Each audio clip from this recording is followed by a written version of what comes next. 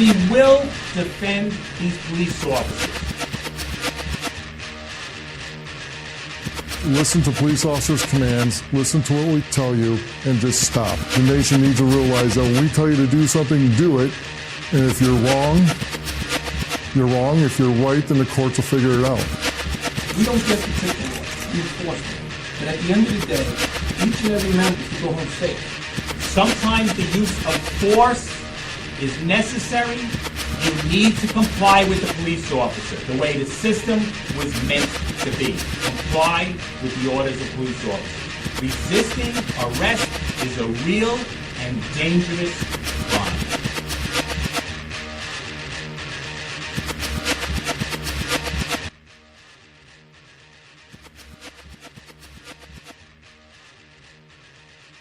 Chuck Todd. Nonpartisan Liberty for All. I'm your host, Dave Bourne. I'm laughing because the song, actually, the intro to the show actually only goes about a minute, and then it started going into whatever was next. And it was Obama actually calling for one of his, government reporting minions. So you could kind of hear right at the end there, Chuck Todd. So anyway, we are here live on this Wednesday, May 20th, 2015. We have a interesting show for you, kind of disturbing in some ways. I started looking at some different things related to GMOs, which is the main topic that we were going to cover tonight. A lot of it, not just being the actual things that they do to food and all of that stuff. That's some of the most disturbing things, obviously, and how it can affect people's bodies and all of those things. But also just how ruthless some of these corporations are. And there's really only a few, of course, Monsanto being the biggest one, and I think the one that most people are familiar with. But there's a lot of other things along with that, besides the actual food. I mean, there's the protection from the government. There's basically, even in thinking about this, and of course we'll get into more detail in all of these things. I mean, none of this could exist without the government, in my opinion. And everything that has really been created relating to GMOs is essentially could not, again, in my opinion, would not function without the government at all. So as I look for a document real quick, I'd also like to mention Ellen Ball will be joining us as she does at least every other Wednesday. So, and it's always great to have her on. But thank you for tuning in to Nonpartisan Liberty for All. We're on weekdays, 7 o'clock Pacific, 10 o'clock Eastern. You can listen on Spreaker and nonpartisanlibertyforall.com. We promote the ideas of true freedom and liberty, meaning being able to do whatever you want as long as you respect the freedom of others and don't directly interfere with their freedom, as well as exposing government for what it is, a mafia based on extortion that rules without consent by threat of force, as all governments are based on power, control, and ruling over others, and achieve this through violence and force. And I did, unfortunately, I guess it depends how you look at it, kind of took a nap after my paying job and then woke up probably like 20 minutes ago, and I'm still kind of trying to wake up here, which probably is better for me as the show goes on, but then is not so good for me in the beginning of the show. So I guess it depends on how you want to look at it. But I'd like to bring Ellen on. Ellen, thanks as always for joining us. Yeah, thank you for having me on, Dave. I know it's kind of been a while between I actually had it wasn't a vacation, although it was in Orlando for work, and then last week I know you weren't feeling well and I really wasn't feeling well neither. But yeah, it was a combination of things where I hadn't slept and I wasn't eating, and it just added up. I felt really sick. I even if I had been on, I wouldn't have done a quality job. And I don't want to do that to you or to anybody who's listening. So I just made the wise decision. Well, it was probably better anyway, because I was debating, whether I was going to do it anyway. And of course, if you are still planning on doing it, I just, still would have done it. So it kind of it worked out. It ended up working out well. So, and of course, doing 3 shows a week and working full time, and I think putting enough, time in here. So. Yeah, definitely. I don't think anyone blames you for skipping a night of a show that you create on your own. Right. Well, that no one wants to listen to anyway, so what the fuck do they care? I'm kidding, but I want to listen to it. Well, thank you. So we kind of had on the last show we talked about, we got a little into GMOs slightly, which kind of brought us to the idea of talking more about it and doing a show on it. And we talked more just about the food itself and it being bad for you and stuff like that. But there's really so many political aspects to it as well, where it's not just looking at food and, oh, well, I don't want to eat that because it's bad or it's not as good for you. And depending on what you look at or who you listen to, and I don't know if you had, read any articles or watched anything, but, some of the stuff, and I still tend to, anything that's really extreme, I'm still cautious as to whether, to totally believe as far as they go. But there's a lot of stuff that regarding, GMOs, not that they've, and this is the other side of it though, not that they've actually done studies on.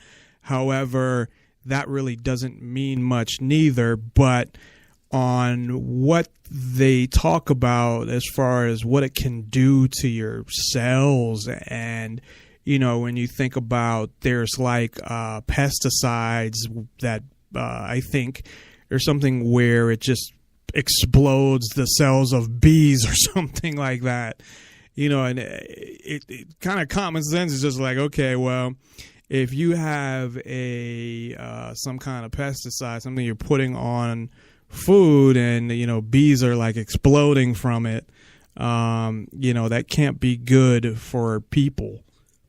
Yeah, well, that's the thing. When you start studying into such a touchy subject like GMOs, you have to be aware that there are two very extreme sides, I might add, and they both are going on little verifiable studies or facts. This is still a very new technology, so people are really just guessing and trying to make things sound worse or better than they are. So you have to go into it with a mindset that you can't completely trust everything you hear. Like you have to be selective in what you choose from the studies and the articles and the videos that people make. because some of them make GMOs out to be, the devil, like they're the total, like they'll be the destruction of humanity, and the world's entire ecosystem is going to collapse. And then there's some people who say that it's saving the world, and that, people have food all over the world now that they never would have had before, and we're solving vitamin deficiencies and saving people, cost of pesticides, things like that. So, you hear both sides, and it's kind of confusing, but you kind of have to weed through what's true and what's not. Yeah, and that's what I was kind of saying at the beginning, where some of the stuff I was listening to was that where totally extreme, like, people are just gonna be walking down the street one day and just explode. But usually with a lot of things like that, where you have two extreme sides, it's usually somewhere in the middle. However, some of these things, when you look at them, it's just common sense a lot of time tells you maybe not that it's, so horrible that, you're gonna, die a horrible death or something. But I think, to me, more evidence than not points to it's not a good thing, as opposed to, again, So two sides now. that one. Well, I mean, looking at it from the,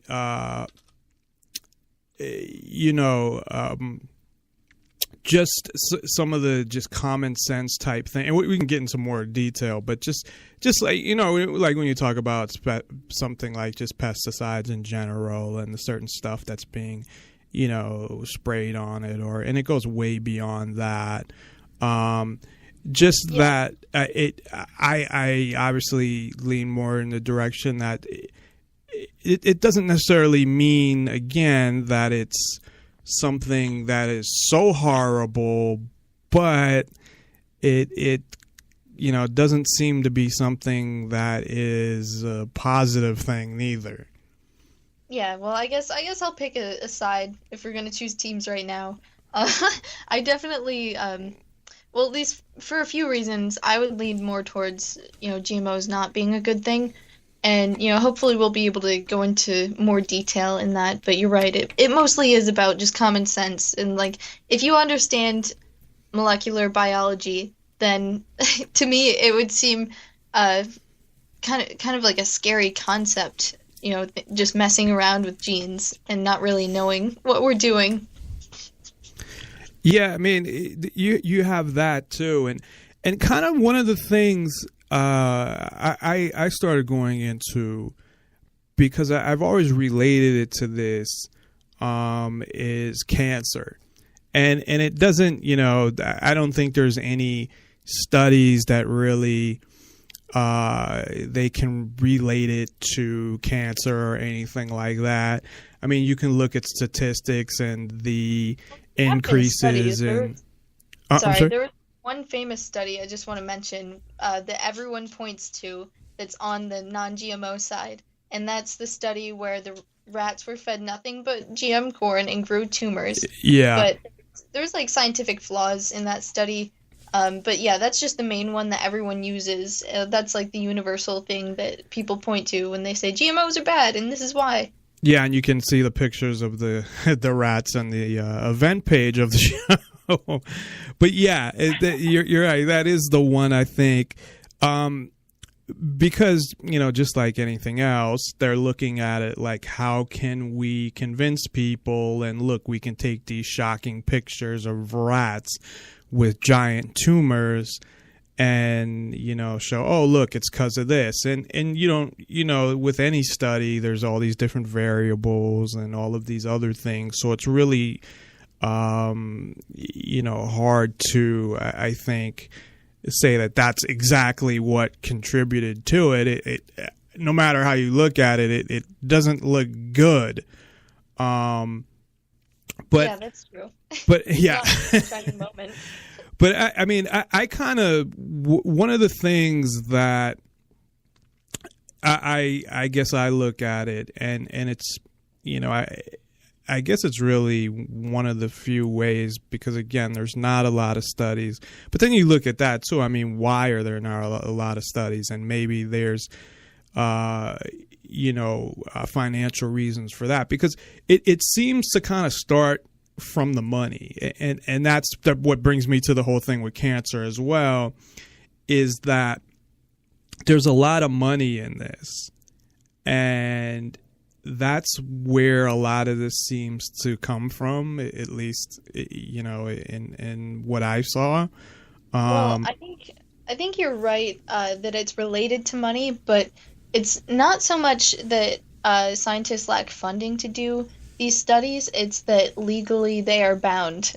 They cannot do it because these plants are owned by companies that forbid them from studying these plants. They're only studied in, private facilities owned by the company that owns the plant. Right. So that's what I mean when I was saying money, not that they don't have money to do studies, but yeah, it's the money of those companies that it's, and we can get into that too, that there's so many of these agreements like that.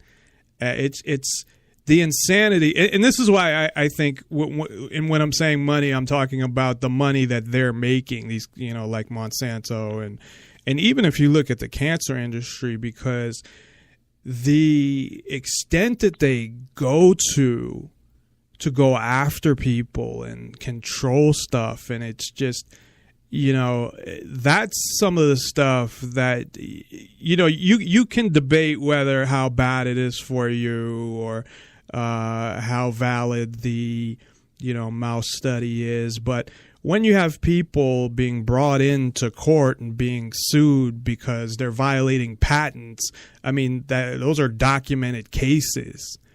Yeah, and it's really the patent laws that are making it so difficult and mysterious for everyone. Like, really, they're working against themselves, I think, but it's the patent laws that are basically screwing up, any advancement that we could be making with genetically modified organisms. Yeah, definitely. And that's where, I mean, with this, it's hard even where to start, because there is just so many, I think, different parts to this that even to this point where I'm kind of going from, well, you have this part, and then you have the they're suing people over it, and it's about money and whatever. But I guess I didn't look a lot into the history. I don't know if how much you know about the companies, but I did look at cancer and the war on, quote unquote, because the government, it's a war on everything, right? And turn everything into a war. Yeah, everything's a war that the government does, which I guess because of the love of violence. Even the Department of Defense used to be called the Department of War, which that's really what it is. So it would make more sense. That's better as defense, though. But yeah, but I just looked at, because one of the things that I was aware of, and I didn't get a chance to pull the statistics, but it's something like, 50%, or it might even be more, of the amount of money that is generated from cancer treatment is just ridiculous. And from what I looked at, it sounds like, and this is just my opinion, I guess, or my opinion based on that information, but it would seem like that if, and I think I've said this before on the show, that if cancer was cured tomorrow, that the medical industry would just fall apart, like literally, because the amount of money that is generated because of cancer treatment is just a huge amount of money.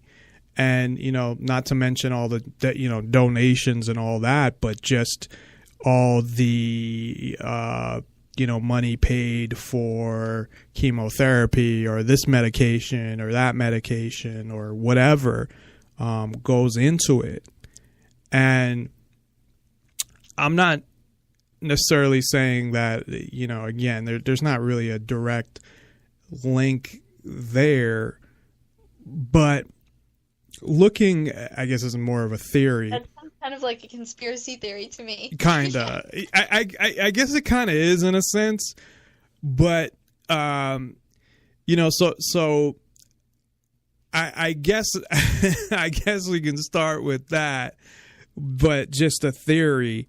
But yeah, I mean, I'm not saying that means that, okay, well, although maybe I am, because even if you get rid of the GMO aspect, I really do think with anything that the money is not in a cure, the money is in the management.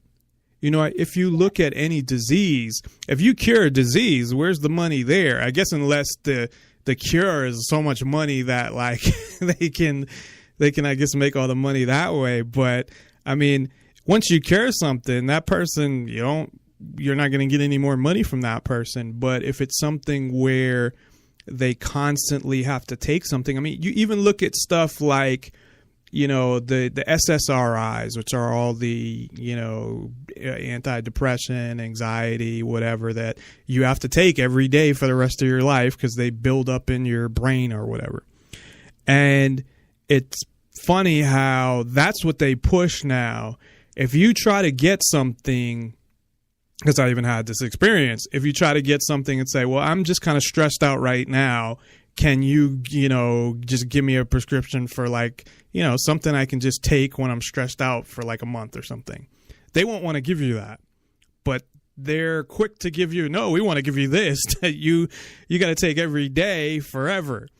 So kind of meaning that the money really, and it's sad to say, because you would hope, well, yeah, doctors are there to help people and cure people and make people's lives better, but that's where the money is. And in cancer, again, if you look up the statistics of how much money is in cancer, it's ridiculous. And I don't see how the medical industry, again, could really survive if you took all that money away from cancer treatment. So, well, oh, sorry, go ahead. I was just going to say, you're absolutely right that prevention is much less costly than, treatment of an illness is. And I used to study into the cancer industry when I was younger, and I found something called the Gerson therapy. And basically it was an all-natural cure for cancer, where it was just you eat a vegan diet and get coffee enemas, and that's supposed to get rid of all your cancer.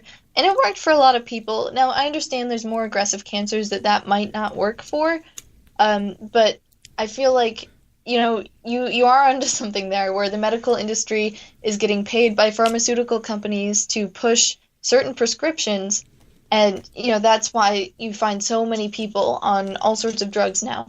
But I think it's kind of a leap, I mean, at this point anyway, to assume that, the cancer industry, or the cancer drug industry, I should say, and, GMO companies are in it together, where they're like, let's cure more cancer, or let's cause more cancer, and then we'll cure it with, your prescription. That's, like, I don't want to make that claim yet, but yeah, the medical industry definitely has an interest in, keeping people sick but well enough to function. Yeah. So, yeah, I mean, I don't know that I'm saying that they're, really in it together, but that there may be some correlation between GMOs and cancer. Not that they say, hey, make sure that you poison all this food so that more people will have cancer. I mean, that's a pretty big leap, although, to be honest, at this point, and, I'm I'm not somebody who focuses a lot on what people would call conspiracy theories. I mean, there's some things to me that are just common sense that it's easy to speculate and say, well, yeah, this makes sense. But I don't put anything past, government anymore. If you look at some of the things that are pretty much, provable at this point, it's hard not to look at things and say, well, anything's possible. But that's not really. Yeah, and can I just point out, when you say government is involved, a lot of board members on companies like Monsanto or other companies that produce certain chemicals or. I'm sorry. Did we lose you there, Ellen? We may have lost Ellen. Just now? She's back, I think. Ellen, are you there? Can you hear me? Yeah, I think we just lost you for a second. Sorry. Yeah, you were the last I heard you were talking about something about boards of the companies and in government. Yeah, a lot of people who have held significant positions in like safety or development or just management of certain genetically modified companies or pharmaceutical companies have also held at one point like government positions, or they switch back and forth where they're part of the FDA or something like that. So it's not just a claim like they're part of the government or the government's controlling these companies, but these people actually do intermingle and they know that they can profit from doing so. Yeah, it's all revolving doors. It literally is. It's just like you said, it people will go from government to these companies back to government. It's crazy, but it's exactly what happens. So yeah, I mean, you have that as well. But I mean, I think with I guess the cancer aspect is just I think another part of the money that comes in, and I think that may be a beneficiary of what a lot of is happening with all the GMOs and things like that, because cancer has been going up, and this is something too where one statistic I heard that. And it was in general, because specific types of cancer, they have made advances. But something like since 1920, there's not a lot of advances, I guess, that they were saying in general, from what I had heard. But like specific types. But I'm sorry? Since 1920, everything about our lifestyle has changed. Our diets, our daily habits, and the incidence of cancer has gone up quite a bit. But then again, that's being counteracted by, medicine. So I feel like cancer has gone up since then. But it probably seems closer to even with treatments that people can get. Yeah, I mean, it seems like it's gone up by a lot. Like when you look at the same way when people are looking at autism and things like that, although that might just be a diagnosis, but with cancer, well, we also overdiagnose now. Well, yeah, you like have that sort they didn't have any way to do it back then. But I think with cancer, like, whether they get it before or after somebody dies, I mean, probably for the most part, and maybe they could miss some, but I would think that there's not that big of a discrepancy in diagnosis of something like cancer. Like, like there's other stuff, where, like we were saying, autism, obviously, there's just, I think that there's an increase, but I think there's also an increase of just diagnosing people where they weren't before. But I think something like cancer is not necessarily has anything to do with that there's literally a percentage increase. But you can also look at other things and say, well, what about all the wireless stuff now and cell phones and microwaves? And so, I mean, no matter how you look at it, I guess it's really hard to pinpoint what is the specific cause. And even all these scientific studies that they do, I look at almost every study as somewhat subjective to a certain extent, because everybody goes in with a certain paradigm. They're trying to prove a certain thing. And unless it's something that's just so clear cut, I think it's really hard to be able to really prove something. You know, just like you think about like lawyers and how, you know, they can present cases or people in a debate and how you can make one thing look like, you know, depending on what side you're on, you can make one thing look how you want. So I think a lot of these studies, plus the ones done by the companies that have a vested interest. So, you know, if you're talking about, you know, companies like Monsanto who claim that, oh, no, this is good for you. Or, I don't know if they literally say it's good for you, but oh, it's not bad for you and whatever. Obviously, they have a vested interest in it not being bad for you. Right. And, you know, there's a lot of studies that have been done that weren't peer reviewed. These scientists that did the study just got so excited that they released it before it was peer reviewed, and then you know, they would have to like throw out their work after that, or, you know, they would be fired or something like that. So, you know, there have been cases like that, but it is hard to isolate all of the scenarios, you know, to where you have one really good control group to prove whatever it is you're trying to prove. But I think, yeah, like you said, a lot of studies are somewhat subjective because you know, people choose what they believe before they do the study, or you know, like Monsanto, their funds rely on it. They don't want to lose any amount of profit, so they're going to find ways to do that. And you know, one of the things that I find kind of you know, a little disturbing, it just makes me question them slightly, is when they term things as something that is generally considered safe, or you know, it's something that they haven't proven is bad or good. It's just generally considered safe, where, you know, they don't really have an opinion on what it is. But you know, there's reasons to not trust these companies. Like, obviously they want you to buy their product. That's why they, you know, they produced it. They have the patent on it, and they're selling it in stores, and, you know, they're putting it in places that you would never expect it to find. You know, so it's definitely hard for me to like wrap my mind around what, you know, how much truth is in a study that's done by a company that owns the patent.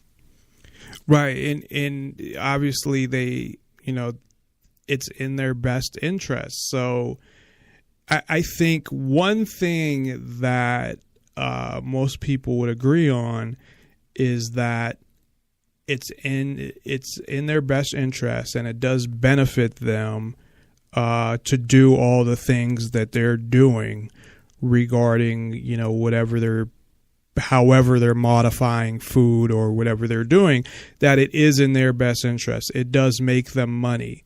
So right there's a conflict of interest, no matter how you want to look at it. So just because people are making money off of something doesn't mean that they're doing something wrong. However, it seems to go even further than that in all of these things that they're doing.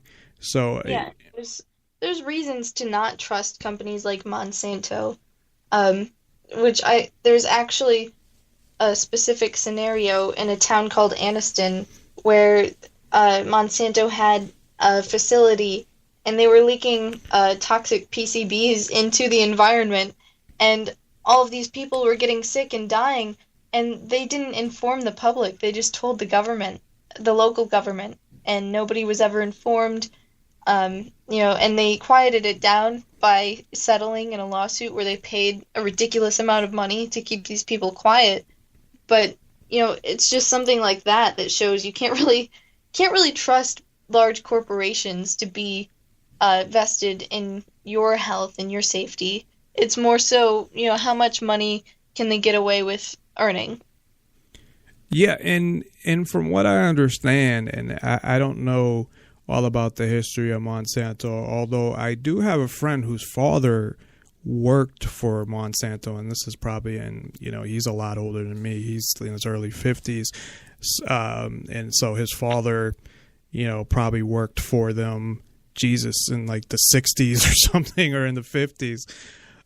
So they've been around for a long time. But I know one of the other companies is Dow Chemical, which is, and I assume Monsanto is the same type of company, that they're chemical companies.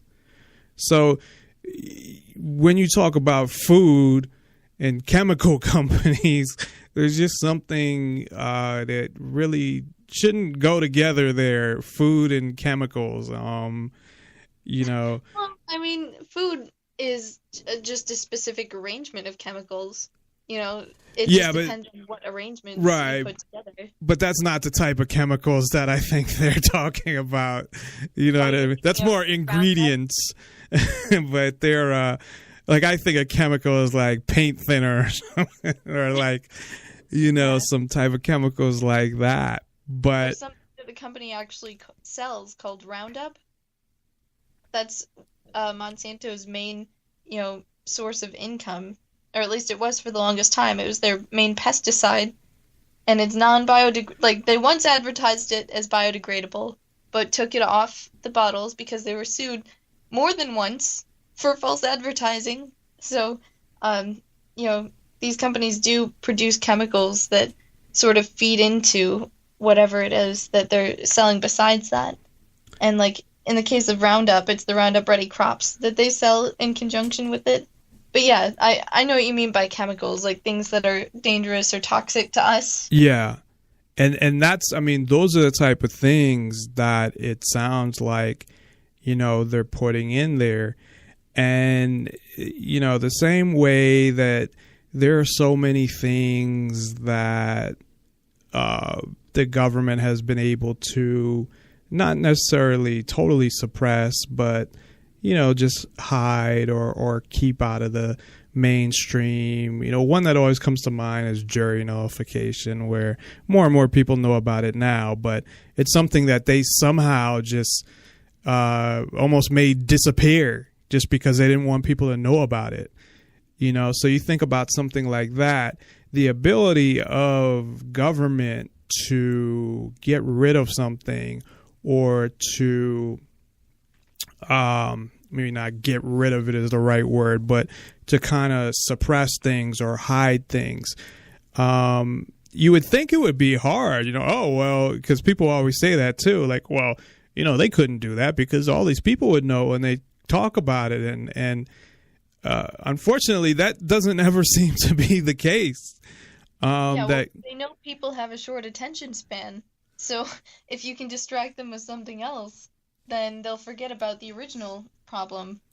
Well, even with the people that do, because you hear that sometimes too, where people will come out and say, well, yeah, someone would say something about it. But people do say something about it, and they just say they're nuts. The people that actually do come out, oh, those people are just crazy. They demonize them and whatever. But this whole thing. They don't want to think about sorry, it. go ahead. Yeah, no, but I'm saying that's because they don't want to think about an issue that they're not familiar with. But with Monsanto and these other companies, Monsanto especially, I believe it was 2013 now as well. They introduced a bill, and I think they even call it like the Monsanto Protection Bill. Like if you look up Monsanto Protection Bill, that's pretty much what comes up. So you have a company that essentially had a bill written to protect them, and from what I understand, and I might not understand the entirety of the bill. I didn't go through and read it, but from when it was passed, that essentially that they can create whatever, crop or something, and people can start like getting sick and dying from it, and they can't even put in an injunction and until like something has to happen first or something like that. Like they can't stop them from continuing their work on something, and I think that was just part of it, and I think there was more to that as well. Interesting is that back in 2008, Obama actually overturned legislation that was blocking companies from studying into like human-animal chimera, but that's just a part of it. The other part is that there's as much funding allowed for in the government budget into studying genetically modified organisms as there is in agriculture. So it's a very large interest in the government's eyes anyway. And yeah, it's funny how you have all of these studies, like ridiculous studies that you can find that the government puts money into as well. And this doesn't seem like something that they're at least doing anything to disprove anything that, well, again, I don't know what there is to disprove except, well, they're not doing anything to help people learn the truth and Right. be truly safe. They're just in it to help get more profits for these companies and for themselves.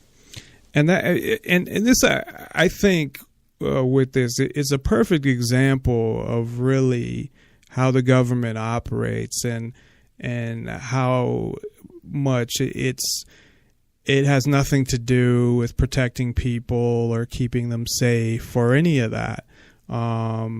It's all about money and power and control. And I think he had even said before he signed that bill, the one in 2013, I think, either 2012 or 2013, that, he wasn't going to sign it or whatever. And of course, so he signs it and didn't really hear a lot about it except in, independent media, but that was it.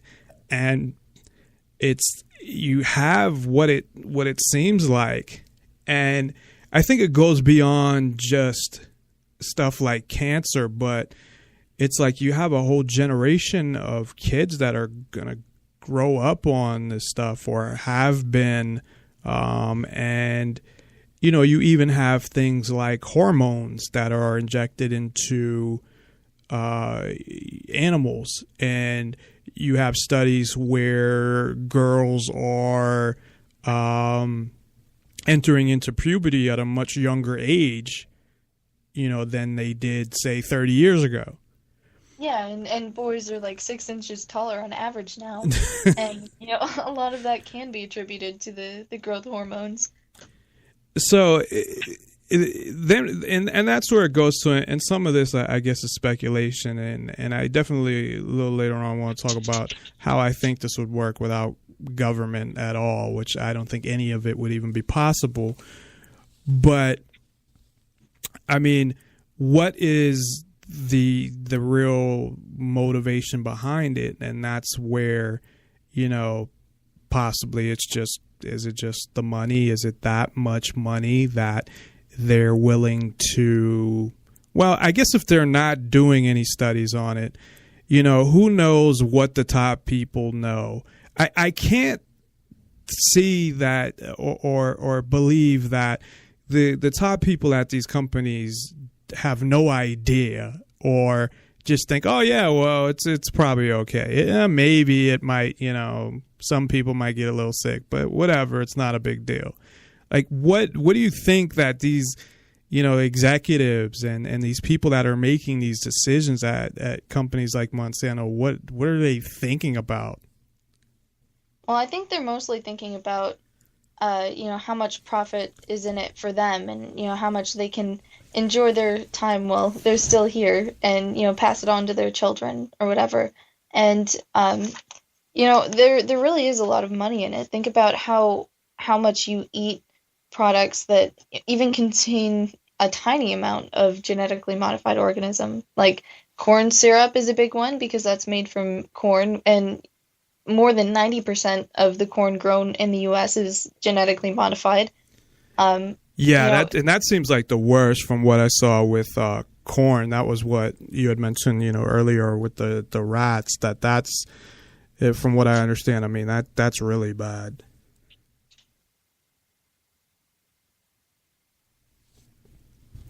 Are you there? Did we lose Ellen again? It looks like Ellen is there. Can you hear me? Oh, okay, there we go. Yeah, no, I was saying that as you mentioned, the corn, that from what I understand, and that was that what they used, that study on the rats as well. Was the corn, but and beets, and in other countries it's things like rice and eggplant. Pretty much anywhere you go in the planet now, you'll find something that's genetically modified. But for the most part, it's in a lot of the food we eat, because a lot of our staples now are corn based, or they contain sugars or something that's genetically modified. So I feel like there's a lot more money in it than people realize, especially when you take into account the fact that to produce these crops, it's really that intensive. But is it? I mean, how? And I guess people can justify anything, however they want, that they can somehow justify it in their mind that, well, it's not that bad or whatever. But I don't want to pretend to know what's going on in these people's mind. Well, yeah, even but if they knew that what they were doing was wrong, it's hard to know exactly what justifies it to them, to let them continue profiting on it, knowing that people are getting hurt. Yeah, no, and that obviously happens with a lot of different industries where they know that they're hurting people, or but this is obviously, I think, a lot different. I mean, but I would think that whether obviously studies haven't been published, but that they know the damage that's a lot of this stuff is probably doing. I mean, it just, again, it's hard to. Or sorry, go ahead. I was going to say that they know to a certain extent, but this technology has only been used since the 70s, basically. So it's hard to tell the full effect. But they know that if there's there's a field of genetically modified soy planted next to a river, which is pretty common, and then all of the pollen comes off in the spring and it contaminates all the other plants around it.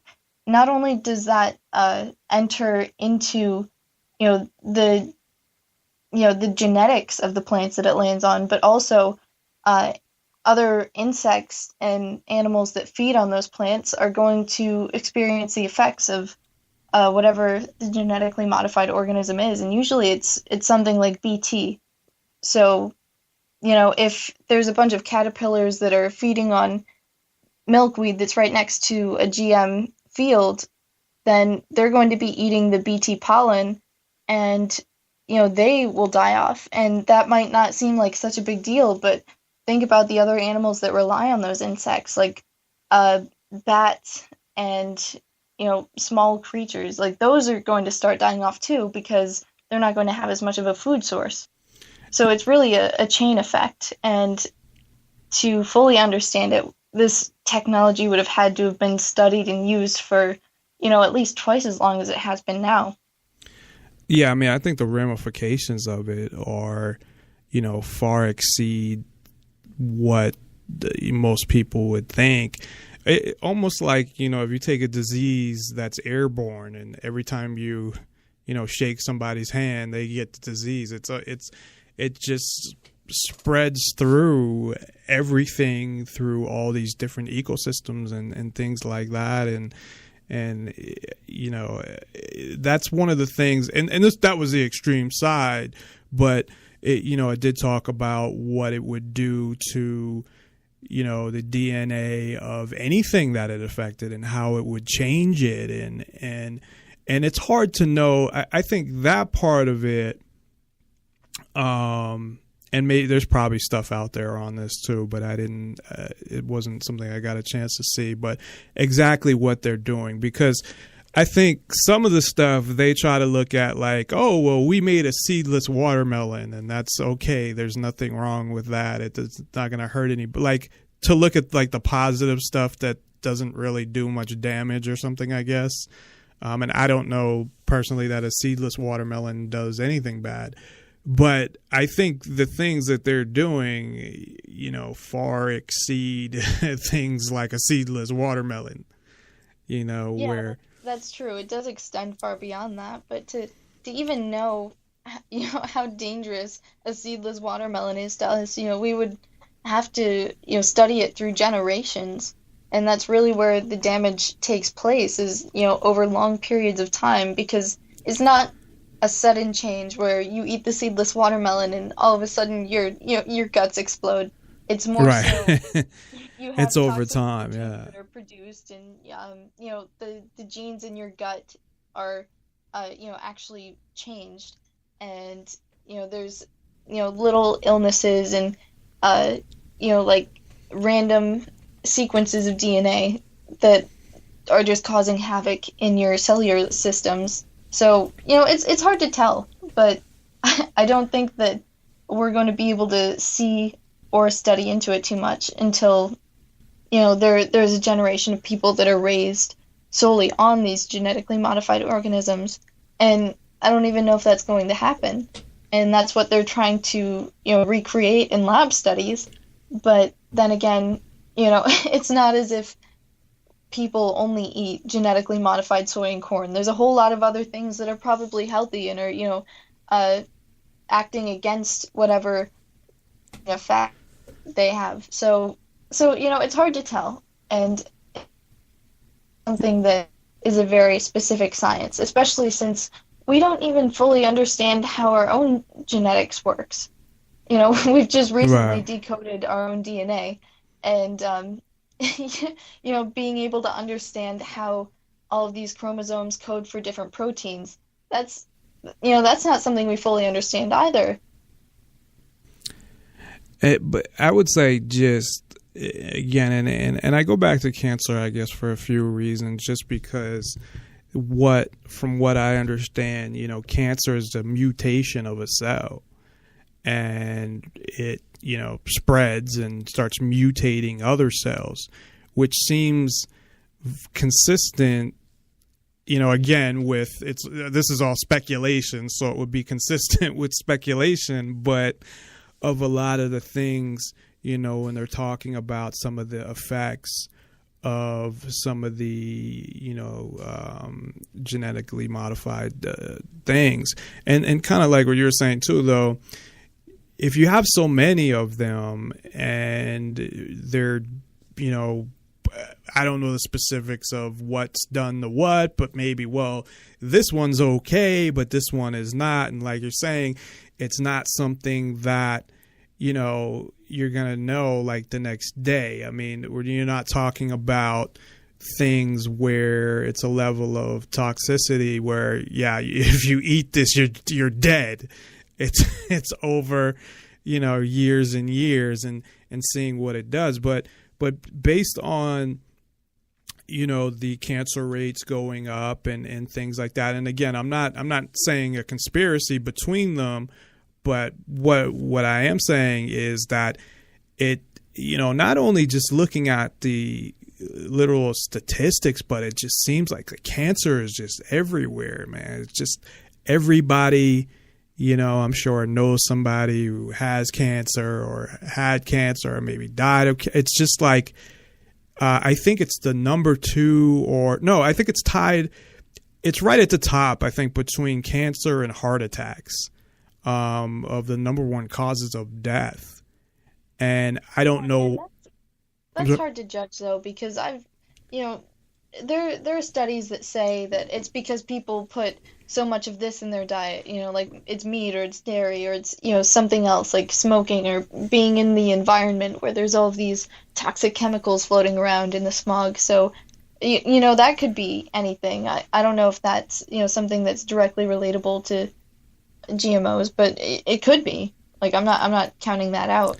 Yeah, I mean, it is, to your point, I mean, it's hard, and what we were saying earlier as well, I mean, you have so many of these things, it's hard to say, well, it's got to be from this, because you'd have to have some kind of controlled environment, and how do you even do that? So you're going to have, okay, well, we're going to take you guys for the rest of your life.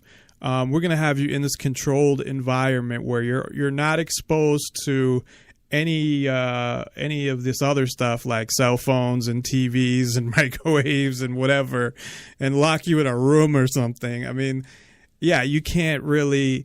But on one side, that's what benefits these companies, because there's not enough to go after them neither, or to hold them accountable, because they could say, well, prove that that's what it's from, and you really can't. But from what I understand as well, that the majority of your immune system, or a lot of it, is actually in your gut as well. So I know that can't be helpful neither. And of course, I'm not an expert in any of that or anything. Well, I mean, that's where digestion happens mostly. That's where you absorb the things that you eat, is in your digestive system. Right. So, it makes sense that that's where a lot of, your immune responses kick in, especially a lot of digestive processes are actually controlled by the bacteria that are in your intestines. And it's pretty impressive. Like, all in all, there's probably 2 to 3 pounds of bacteria in your intestine. And that's fun to think about. Yeah, I'm gonna have some nightmares tonight, being attacked by bacteria. Yeah, but they absorb some of the minerals and nutrients that you eat, and in exchange, their whatever their excretions are usually things that we can absorb, and that's how it helps us to digest things. So whatever you eat basically also affects the bacteria in your stomach, and you probably know this all too well if you've ever had food poisoning, because that's just when the bacteria in your stomach go totally haywire, and you have too much. If you have E. coli poisoning, you already have E. coli in your system. It's just when you have too much in there that it makes you really sick. So your diet does really affect your health overall. And if it's, just small changes in your health over time, then that's going to add up in the end. And, like, I don't want to say that that's causing cancer for a lot of people, but, maybe Possible. It is. We don't really know that for sure. And the other thing, and we'll take a break and then we can talk about this though, but if, companies like this are, on the up and up, and all of this stuff is so good for you, or at least not harmful for you, why do you have the government going out of their way to essentially almost be the watchdogs or attack dogs for these companies? Because you really almost have that with a lot of this stuff, whether it's, just from any type of lawsuits, or going out and going after people because their seeds blow into, their garden. So when we come back, I want to talk about that. I also want to talk about a little later in the show, how I think this would work without government, and how it would obviously, I think, be a lot better. You're always going to have those people that say, oh, well, yeah, without government, Monsanto would be running anything. Well, that's kind of what's going on right now. So we're going to take a quick break, and we will be right back after this. Check us out at nonpartisanlibertyforall.com and on Spreaker and we'll be right back after this. As soon as I find the clip I'm trying to play, which would probably be the wrong one, but oh well. Well, maybe that wasn't the clip I was going to play. I'll just play another clip. My very professional show. I've been off for a week. What do you want? We'll be right back. I'm asking everybody to go home and to clear the streets. Tomorrow, everybody's going to meet at the church so that we can figure out, so that we don't lose focus on what it is that we're supposed to be doing. Has this surprised you today? It's disappointing. We're just hours out of the funeral. The family is just hours after putting their son to rest to come just a few blocks away from where we had the services. Disappointing. No one should control nature. No one should control life. No one should have that right to put patents. What do you say to bring calm? This is not what the family asked for. Today of all days, the family was very clear that this was a day of sacred closure in the funeral. So for us to come out of the burial and walk into this is absolutely inexcusable. I'm asking every young person to go back home. Tomorrow night we'll have a community meeting for us to really recalibrate because peace is the call and the order of the day. Do you think that this is just frustration and anger, or do you think it's much more than that? It's frustration, anger, and it's disrespect to the family. The family was very clear. We've been saying it all along. Today, there is absolutely no protest, no demonstration. Labeled the Monsanto Protection Act, or H.R. 933. So much so that it's led Senator Barbara Mikulski to publicly apologize for letting the provisions slip through. However, this is really only a small part of a much bigger pattern of corruption and collusion between Monsanto and the U.S. government.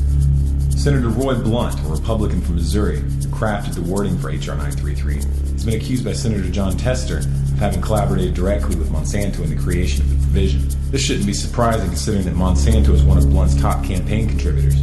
Blunt also accepts contributions from the Crawford Group, a registered lobbyist for Monsanto. Now, the controversy in this bill is tied to Section 735, which is of course written in such a jumble of incomprehensible legalese that it's highly difficult to interpret. It's designed to make the eyes glaze over without registering that anything of significance has been stated. This is facilitated using a common legislative technique of referring to sections of a separate law, so that you have to go read the unintelligible fine print in that second document in order to understand what's actually being said. That second law in this case is the Plant Protection Act. In the description of this video, you'll find a link to both documents. Now, what Section 735 of H.R. 933 states is that if a plant is determined to be a biological pest and is therefore brought under regulation and restrictions which prevent it from being planted or transported within the U.S., the Secretary of Agriculture shall immediately grant a temporary, permanent, or deregulation to any farmer, farm operator, or producer that requests it, regardless of what any other laws or courts may order. Now, the word genetically modified organism isn't mentioned here, and that's part of the skillful way that this was designed to slip through. Only someone who knows that by default genetically modified organisms are considered biological pests until they've been approved by the Department of Agriculture, and that they are reclassified as pests if shown unsafe, would understand the implications here. To distill this down to one sentence, if a farmer wants to grow a genetically modified plant that's been outlawed because it's been found to be harmful to the environment or human health, all they need to do is contact the Secretary of Agriculture, and they will be immediately issued a permit to cultivate these plants. Essentially, it makes it impossible to stop a genetically modified plant from being used in the United States, regardless of any laws or rulings that are made to outlaw them. Now, of course, one might be inclined to let Obama off the hook for signing this law. After all, it is written in legalese, and one could presume that he just made an innocent error. But this would require overlooking the extensive evidence of the Obama administration's incestuous relationship with Monsanto, among which include his appointment of Michael R. Taylor, former Vice President of Public Policy for Monsanto, as his FDA Deputy Commissioner for Foods and Veterinary Medicine, his appointment of Roger Beachy, former Director of the Monsanto Danforth Center, into a position at the USDA as the Director of the National Institute of Food and Agriculture, and his choice of Islam Siddiqui, former Monsanto lobbyist, as his Agriculture Trade Representative. Now, anyone who thinks that the revolving door between the government and Monsanto is something new should look into Monsanto's connections and dealings with both of the Bush administrations and the Clinton administration. This has been going on for a long time. The purpose of this video is not to motivate you to write a letter to these corrupt senators or to inspire you to vote the bums out. None of that will have any meaningful effect. The system can't be fixed at this point. Corruption runs so deep that it has become literally inseparable from the political machinery. We don't have corporations influencing government. The corporations have become the government. Only when you come to terms with this and realize that the solution to this problem is not going to be found in elections or petitions will you be willing to consider a course of action that really will make a difference. For more down that line of thought, please watch our video entitled U.S. Government Preparing for Collapse, Not in a Nice Way. Our only chance lies in reaching a critical mass of awakening. We need to reach that critical mass quickly. It's not for me or for anyone else to dictate to you what your role in this awakening should be. It should be obvious that we all need to make an effort. If each and every one of us makes use of the skill and the knowledge that we have to alter the course that we're on, I sincerely believe that it would be enough. In that sense, don't wait for a solution. It may be you that has the solution. If you feel it's important for other people to hear this message, please like and favorite this video and share it through as many avenues.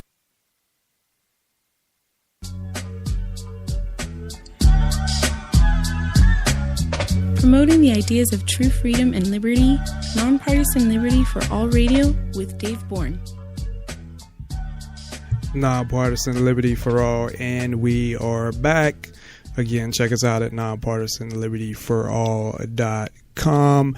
We are here tonight talking all about GMOs, or genetically modified organisms. That could actually mean a lot more than, I guess, just food. I guess in the future, or probably right now, we don't even know about it, that people or animals or whatever are being genetically modified, or you're going to have half dog people, or some of the shit that you've seen probably in movies years ago. But we are here with Ellen Ball, who joins us at least every other Wednesday, hopefully more often in the future. But I know that sounded like a creepy kind of video, but some of the stuff in there was based on, there was some opinion, but there was, some fact in there as well regarding signing the bill and the close relationship with Monsanto and the government. So that's where I guess, when we look at this, it's okay, well, if this was just any ordinary company, and I know that the government does help a lot of companies to basically take over industries and give them all these benefits and things like that.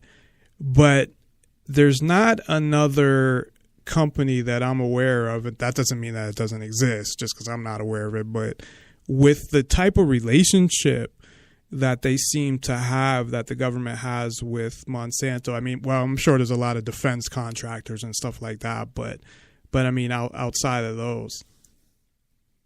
Yeah, it's true because, Monsanto makes a lot of money, and Dow Chemical, the one that you mentioned earlier, companies like that, they basically, their product is what we eat, what we need. It's an inelastic demand. We're always going to need more of it, and there's always going to be money made off of it. So of course, people are very interested in, getting their hands in these businesses and, making ties with them because there's so much money and it's guaranteed to keep coming. Even if there is, 10 more anti-GMO movements, they're still going to be making money because people don't put in the research to realize how much food they're buying from this company, or they don't care. And usually it's that people don't care. But yeah, that's why they're going to keep buying things that are funded or created by these companies because they're not realizing the full extent of their actions. So there's a lot of money to be had, and who doesn't love money? Who doesn't want to be more rich?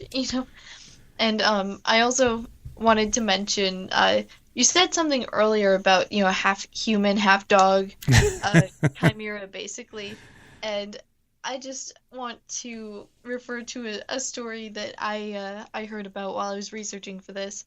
I've always known about like hybrid animals. People have been artificially selecting animals for hundreds and thousands of years. Like, that's why we have all the different dog breeds we have now, because we've been, changing wolves over the years to fit whatever, we want them to be, whether they're good hunters or lap dogs or, protection dogs. We have all these different things that we've created, and we've changed the genes in these animals. But it's always been through a natural process of, we'll just have these specific two breed together because they have certain traits. But now we can actually go in and tinker with individual genes. And there's something produced that sounds like it's out of a sci-fi movie, but this actually happened, where there was a company that put funding into creating basically a spider goat, where there's a goat breed that had genes from spider silk, the whatever chromosome it was that controlled spider silk creation, or the proteins.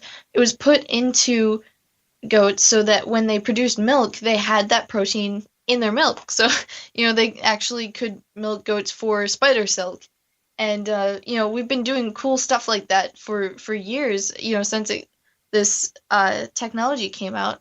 That's where insulin comes from now. If you go to a hospital, or, if you just are diabetic and order your insulin and, inject it yourself, pretty much any insulin you get now is from genetically modified organisms, because it used to be you just had to, squeeze out the juices from a pig or a cow liver, and now you can just modify certain bacteria so that they can produce human insulin. So that's pretty cool. I mean, they can be used for medical advancement, and I know it sounds scary to think that we're mixing up different traits from different animals, but there's chimeras like this everywhere, where there's fish you can buy at the store that glow neon, and that's from different genes from some phosphorescent jellyfish or something like that. So it's kind of common now. I think people are getting more comfortable with it, but it's still a frightening idea. There's all sorts of horror movies created about it that scare people. I think there's one called Splice. The alien movies are kind of scary, but there was the precursor to the alien movie was called Prometheus. I don't know if you ever saw that. Yeah. That was pretty fascinating to me, and that's when my interest in genetic engineering kind of peaked, because it reminded me of a scenario where we're changing genes in animals now, but how could we change our own genes to improve our species in the future? And that's kind of what the movie got into. But I think it's a fascinating concept nonetheless, and I hope people aren't scared away by it.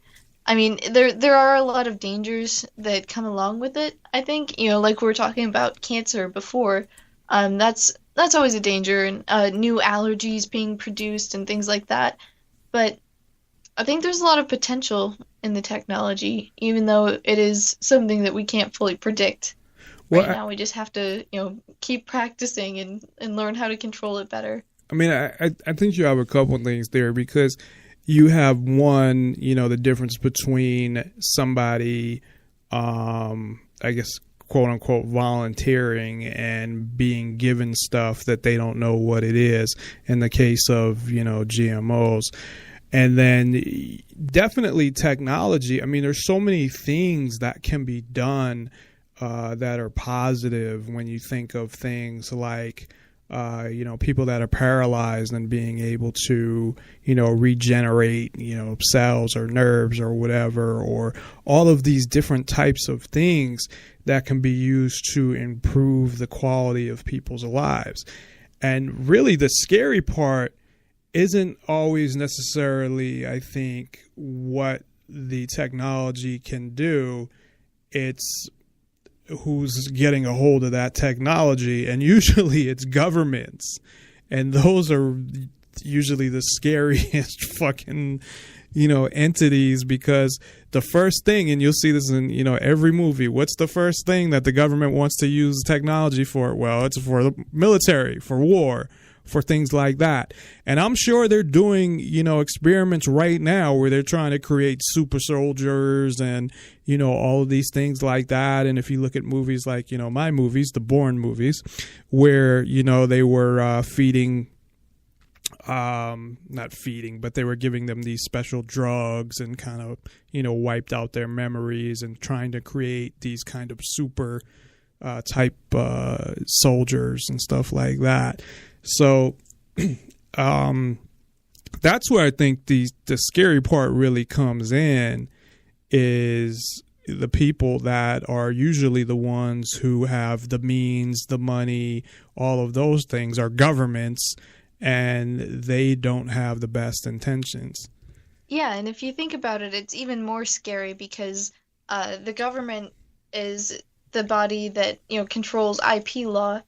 So if a company has intellectual property rights on this living organism, they, like, take, for example, golden rice. It's supposedly a savior of people in Asia because they were having the Middle East too, because they were having vitamin A deficiencies that caused them blindness and other illnesses.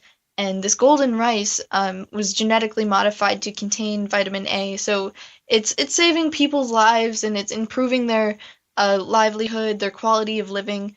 But how, it really makes you question their motives when you realize that according to IP law, there's only specific entities that can reproduce this crop. You have to purchase some sort of agreement with the company to grow it.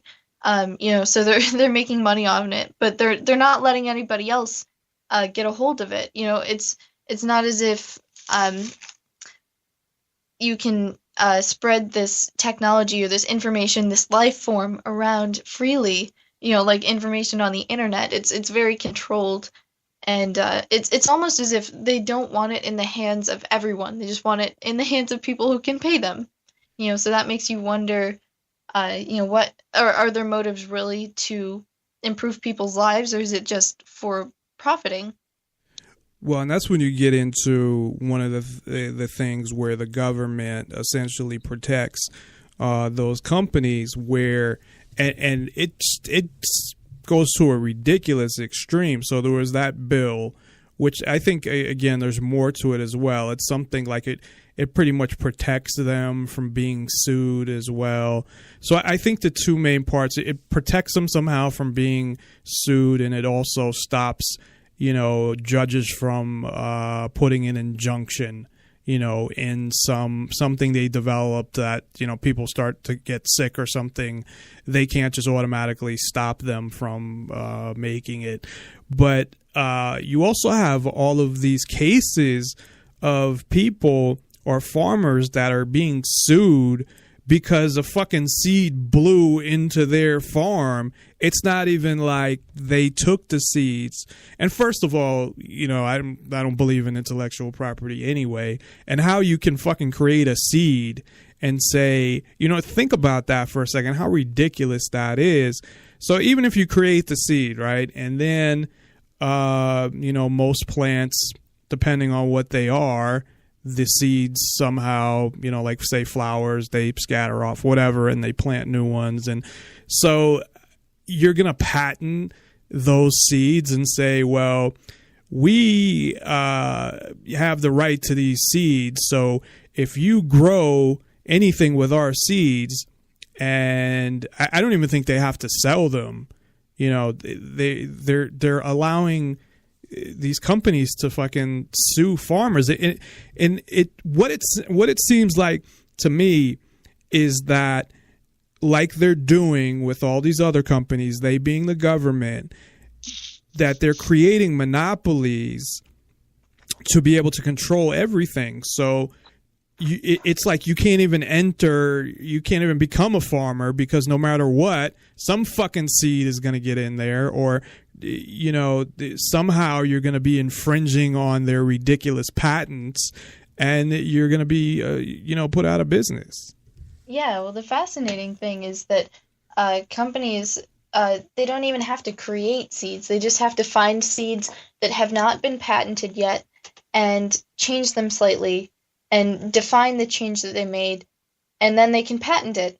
Or, even if nobody owns the seed, they can just, patent it. Like, oh, I own violets now. Those are mine. But, it's kind of silly because there's really no way to enforce patents on living organisms. It's too impossible of a task because, like you said, seeds blow around, and not even that, just pollen, because, pollen is something that plants use to create seeds. So if there's a GM field next to an organic field and the pollen blows over in the wind or bees carry it over or something like that, then your plants are contaminated. They contain that DNA, and now you're infringing on, the Monsanto's IP. So you have to burn your crops after that. And literally, they will do this. They will send a team of lawyers to people's farms and test the field, say, oh, we found some of our genes in your plants. These belong to us. You're not authorized to have them, so burn all of your crops. Yeah, It's devastating. They had people, that were being interviewed that were saying it was almost like a SWAT team in the middle of the night coming and instead of seizing like marijuana or something, they're seizing like their crops or burning them or whatever. And it's crazy. You would think it would be the other way around. It's like, hey, your fucking seeds contaminated mine.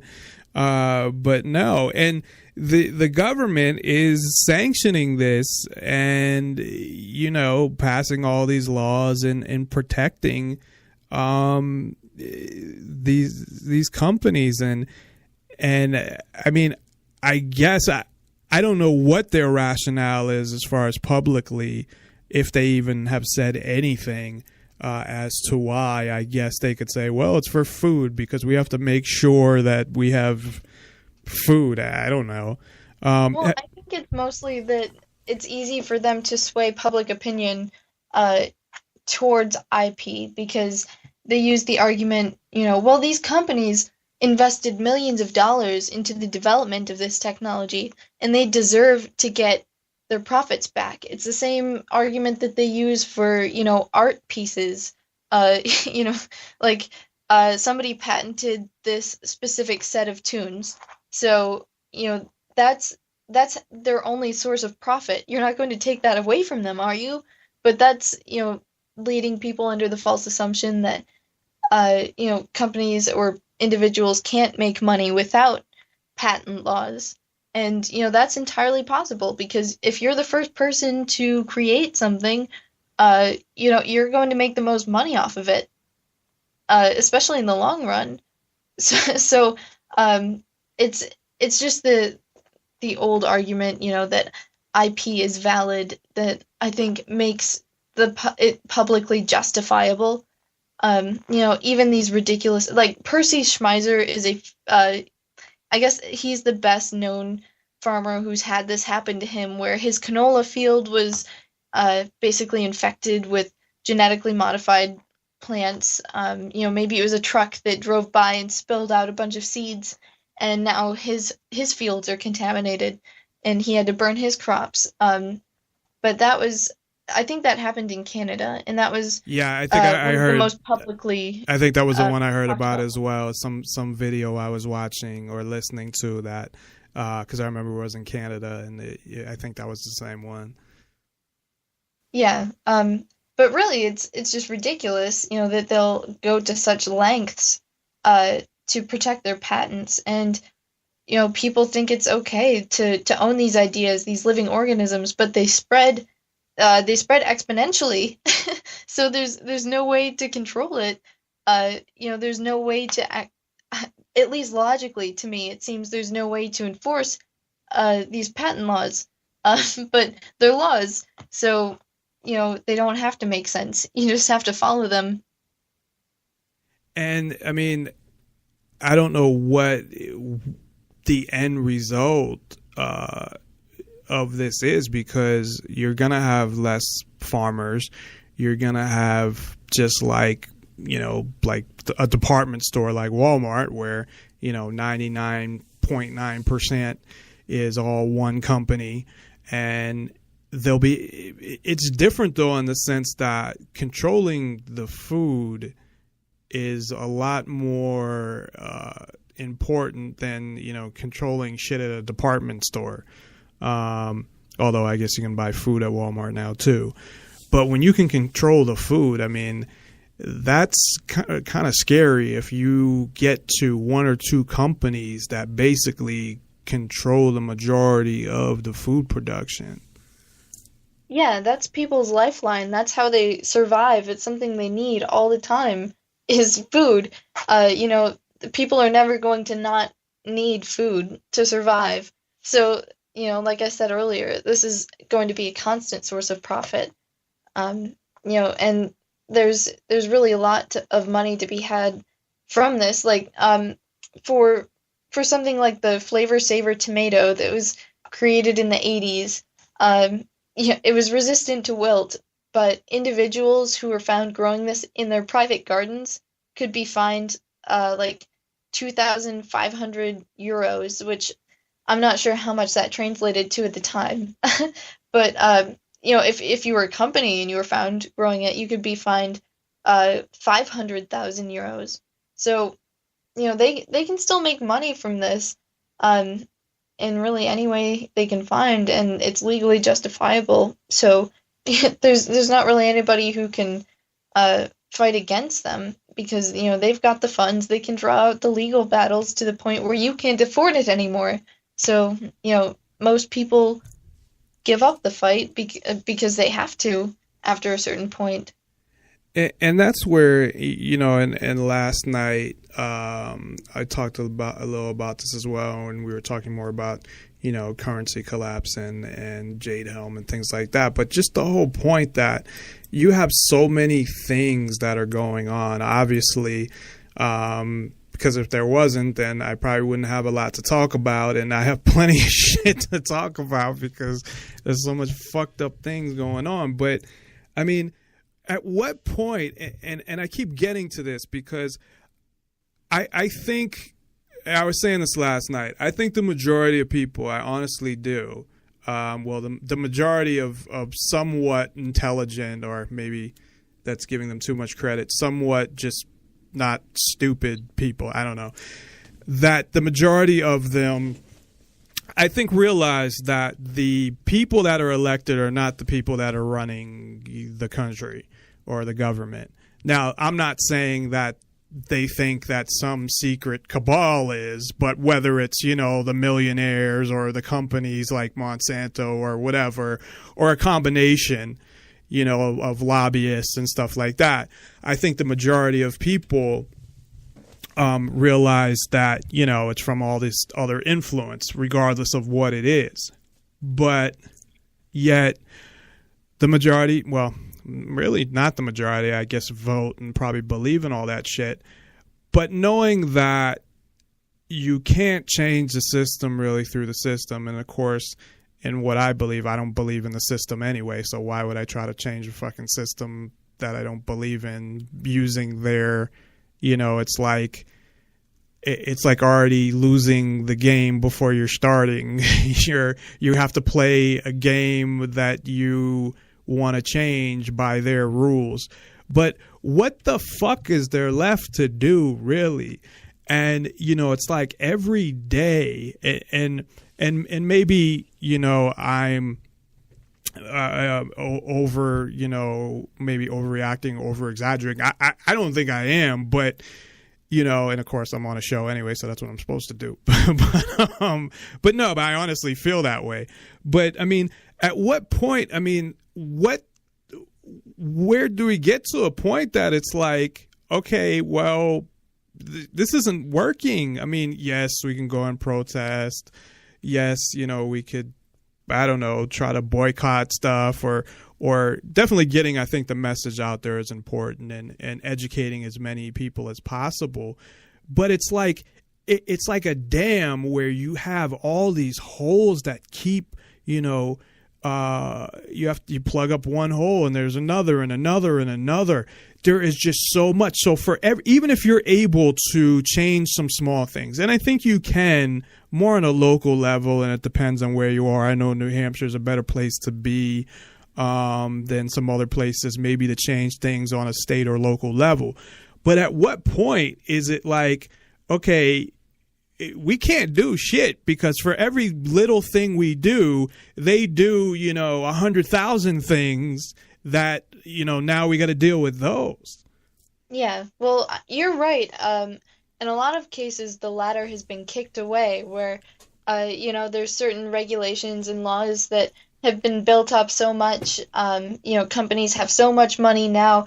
Things are in an unnatural balance where it's hard for, regular, everyday, normal people to respond positively to these situations and be able to make an actual change. But, the most beneficial way to impact, some imposing power like this is to make it totally impotent. So as an example, this is what I do, or what I try to do anyway. Since I don't For feel the record, that is the not idea one of my favorite words, but okay. No, but it does have a specific meaning. Not that. Well, that just made me sound even worse. Never mind. Go ahead. I, of course, Anyway. never have had that problem, just for the record, for everybody. Okay, thank you. All right, sorry. Go We were ahead. all wondering. But anyway, what I try to do is I just try to be a wise consumer. So I don't want to support certain companies. I don't want certain things in my food. Like I don't want pesticides. I don't want resistant super bacteria. I don't want genetically modified organisms. So in most cases anyway, unless I'm in a rush, I will take time to read the labels and, look at the packaging and actually trying to figure out what I'm buying that I'm going to be putting into my body. And, a lot of the time, when you bring up something like, oh, I shop at the co-op, people laugh and they say, oh, that must be so much money. Like it's $5 for a loaf of bread. But I feel like anyway, paying more money up front is going to prevent me a lot of hassle in the future because Right, I'll yeah. feel better, I'll be healthier, I won't develop as many diseases or You won't have need an toxic operation stuff floating that around my body. costs you $1 million or something. Right. So just, don't give your money to these companies that you don't like, and they won't have money to fight you. So if everybody stopped buying Monsanto products, then it wouldn't exist. And, it doesn't have to be a boycott. It can just be, choosing what you find healthy and what you don't. So maybe Monsanto does make one or two really good crops, like, a petunia that changes color. People love the petunias, so they keep buying them. That's fine if they still exist, 100 years from now. And that Porky Pig's girlfriend. Petunia but Pig. It was Porky Pig's girlfriend, I think. Oh, I don't know what you're talking about. Porky Pig. Porky Pig from whatever, Bugs Bunny and all them, and there was the Porky Pig who I see. He had a girlfriend, Petunia Pig. Anyway, Yeah. sorry, go ahead. What if in the future there's pigs that change colors like the petunias, and people ended up eating them for some crazy reason and getting really sick. If there's still alternatives around, then they could just decide to buy the alternative and, there would be no demand for this color changing pig anymore. So, demand would just die out. But sometimes there's not really many other options. In some cases, the market's totally saturated with, something that's owned by a company that's almost a monopoly or an oligopoly or something like that.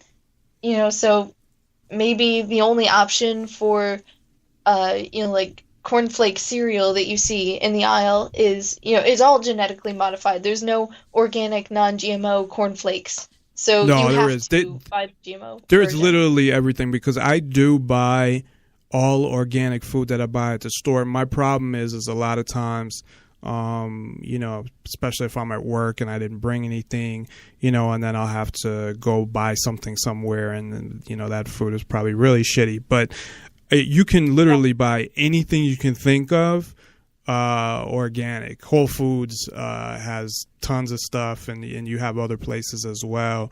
And then, I'm sure every state or local area has their own little markets as well. So yeah, I mean, you can literally buy everything organic. It is a lot more expensive, but to me, it's worth it.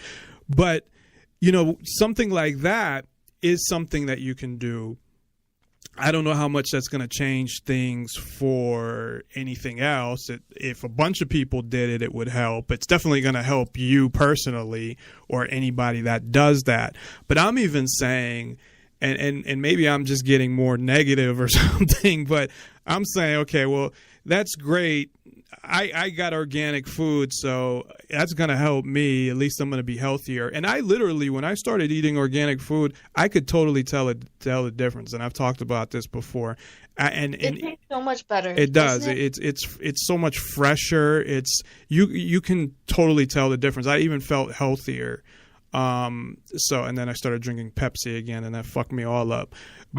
But I mean, that's one thing. But what I'm even saying is, and the more that I think about it, you know, it's just like, you know, okay, well, I have that covered, say, but that's not going to stop the police from coming by and beating the fuck out of me or robbing me or the government from imprisoning me for things I'm saying on the internet. You know what I mean? So what I'm trying to say is kind of take this a step, you know, further in that, because it was something, you know, I was thinking about last night as well, is that, you know, we have so many fucking things, literally. It's just like, you know, there's probably, you know, and as aware as we are, I mean, there's probably a bunch of things that we don't know about that are going on too.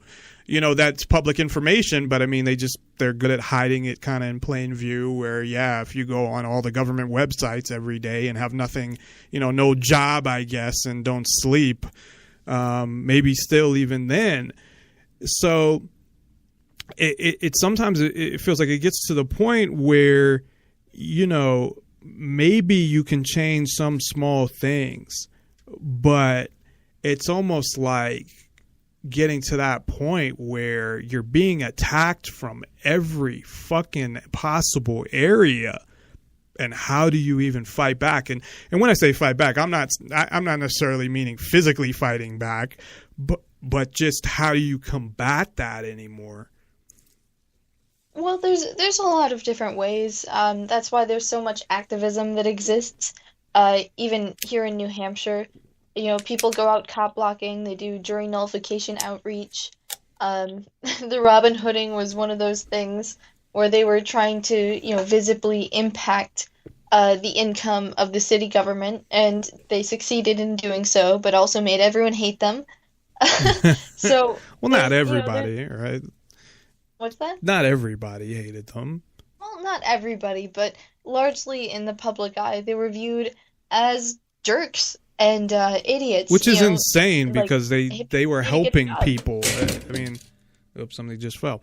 They were helping people, and it's like it's people's thinking is so crazy, and I really do put a lot of that on the government and just how it's so calculated. I really think, you know, and some people might think, well, the government's, you know, stupid, and they are, and in some areas, but I really think a lot of this stuff is very calculated.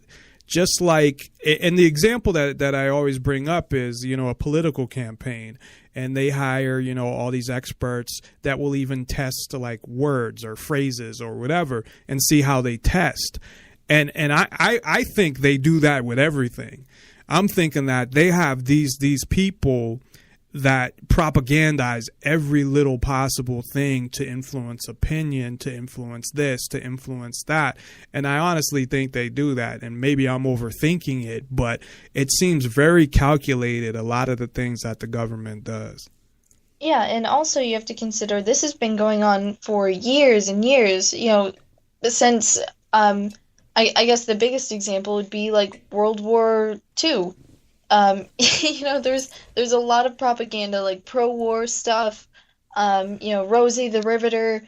and on to Vietnam. They even had the Warner Brothers cartoons, like with I think like Marvin the Martian or something, and they were running after like Japanese people or something during World War II. Yeah. They had some They had some propaganda that said, "Pay your taxes." Yeah. But yeah, they had even cartoon propaganda that they were trying to put out there. Yeah, but they've also been doing research into like subliminal messaging and how to really connect people and hit them where it really matters. So they know how to do this. They're master planners. They know how to set up systems and to regulate and legislate. They're very practiced at it, and there's more and more people getting involved all the time. So, they've got plenty of help. They've got plenty of funding, because the state and the federal government, they benefit from so many different taxes, tickets, all sorts of forms of income. So, they certainly do have the funding to keep going, and they're going to continue getting it because people really believe what they're being told, and you can't really blame them because it's being sold through so many different channels, like on the radio, on television, cable shows, anywhere you look, magazines, there's all sorts of course, government schooling and right, government schooling is probably one of the biggest, so it's just something that is completely surrounding people where it's hard to see a different viewpoint when you've been told one or two different things your entire life, and all is the system that you've been born into, so it's hard to see outside of that narrow lens.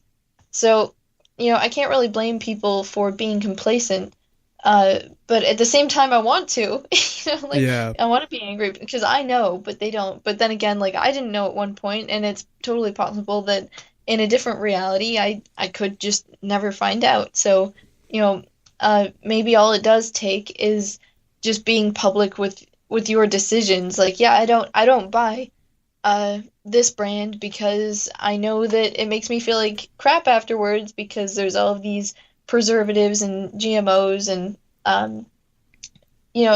another crazy thing I wanted to point out, like, I know this came up earlier a little bit, but there's all sorts of new allergies being developed out of these GM crops and all sorts of bacterial resistance. So, companies are having to formulate different ways of killing these bacteria off, more powerful pesticides or herbicides or more powerful prescriptions that they can give people. So, there is a lot of money in that. And, I wouldn't be surprised if they were interested in swaying public opinion in their favor for that. Yeah, would you consider yourself, and I know you've told me before that not as much now, but when you were younger, you're shy, and I can totally relate as well. But do you say if you're at the store or whatever, in line somewhere, or do you ever bring up any of these things to people, or are you just more kind of mind your own business? Or I would say mind your own business is not the right phrase I'm looking for, but is that something that, do you try to talk about stuff like that, or try to bring it up to people if the opportunity presents itself, or are you just more like kind of standoffish? Because sometimes you don't want to just do it and throw it in somebody's face, like, hey, did you know that, like, these are bad for you or something, or whatever. Yeah. Well, I know that when I was 15 and I first became a vegan, and I was highly aware and hypercritical of all the food that I was eating, and it was something that came up quite often at the lunch table in high school, where I would start telling people, like, oh, you shouldn't eat that. That's gross. It's disgusting. And here's all the reasons why it's disgusting. And, people really didn't like that. They were like, and I don't blame them. People don't like getting criticized for their personal decisions. They feel like they're under attack and they get defensive. But, it like I thought I was just trying to help them out, but in their eyes, they saw it as me attacking them and their decisions. So after a while, I realized this is my personal decision. I shouldn't be pushing it onto other people. Let them eat whatever they want, make whatever decisions they want to. This isn't something that I need to confront people about. But there have been times where I'll be, in the grocery store buying something. Like I can remember one specific instance. I was buying a clump of ginger, and I got into a conversation with the cashier about how great ginger is for, just for your body in general. And, that was really great. And I was hoping that there was people listening because, it was like good advice and, great knowledge. So I hope that people will hear when I talk about this stuff, but I'm not going to push it on them if they don't want to listen. And there's definitely been, people who, when they first start to get to know me, they'll ask me like, "Oh, why did you become a vegetarian?" And then I'll go into that. And it's not just that I'm a vegetarian, I don't eat meat. It's more to like I'm more mindful of things like that. Like obviously I try not to eat genetically modified organisms. So that's something that's usually included in the conversation. So, I tell people if they ask now. I used to just accost people with it, but that didn't last very long. I never got good results from that. So now I talk about it if the situation calls for it, but during a public thing like this where people are listening because they want to, I'm not afraid to say that I think certain things are disgusting or, I wouldn't buy them. But that's generally how I approach it is just, it's not something I'm going to challenge people on immediately unless they bring it up. What about because this is something I think that people of different, I guess, political backgrounds support. It's not, like there are certain issues that just mostly libertarians support or something. But this is something that you could find people from all different, types of political backgrounds that, have kind of that same view regarding, GMOs and things like that. So how, I guess, or what are your thoughts, if any, on how to, I guess, take something like that?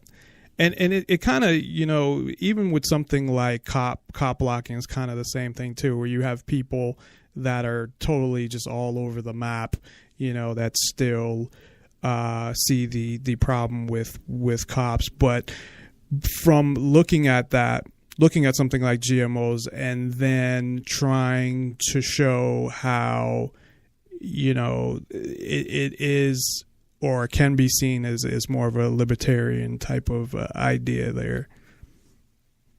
I don't know if it's I don't know if I would make that claim because being conscious of what you're purchasing and being anti-GMO, anti-pesticide, anti-hormone, that's not something that is dependent on your political view. That's something that's dependent on, just being logical and, being aware of what you're eating and caring about yourself and your loved ones.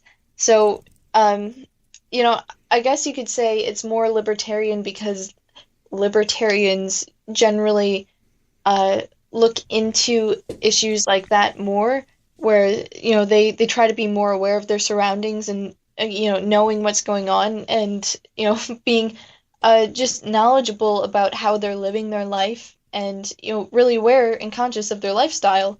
So I guess in that aspect you could say that it's related to libertarianism, but I think there's all sorts of people who care about genetically modified organisms and getting them to a safer place or taking them out of the food supply. Republicans, Democrats, liberals. Right. Yeah, and that's what I was saying, whatever. that you have all types of people that actually, have that view. But it kind of, I guess. They all have different solutions for the problem. Like the solutions they offer are different. Some say it's more regulation. Some say it's different regulation. Some say it's less. So, it's all the same problem. It's just how you go about solving it. Yeah. That kind of hints at what your political leaning is. And that's what I want to take a quick break, but that's what I want to talk about next is how I think that, and this is where I kind of compare it to more of a libertarian idea, is that the government, I feel, has essentially created all of this in a sense.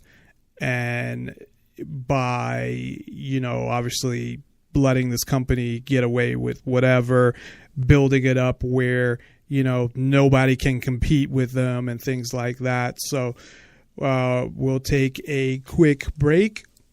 When we come back, we will talk all about the, government influence over this, or the lack of government influence that I think would change a lot of this. And we'll be back right after this. Nonpartisan Liberty for All, and check us out on nonpartisanlibertyforall.com.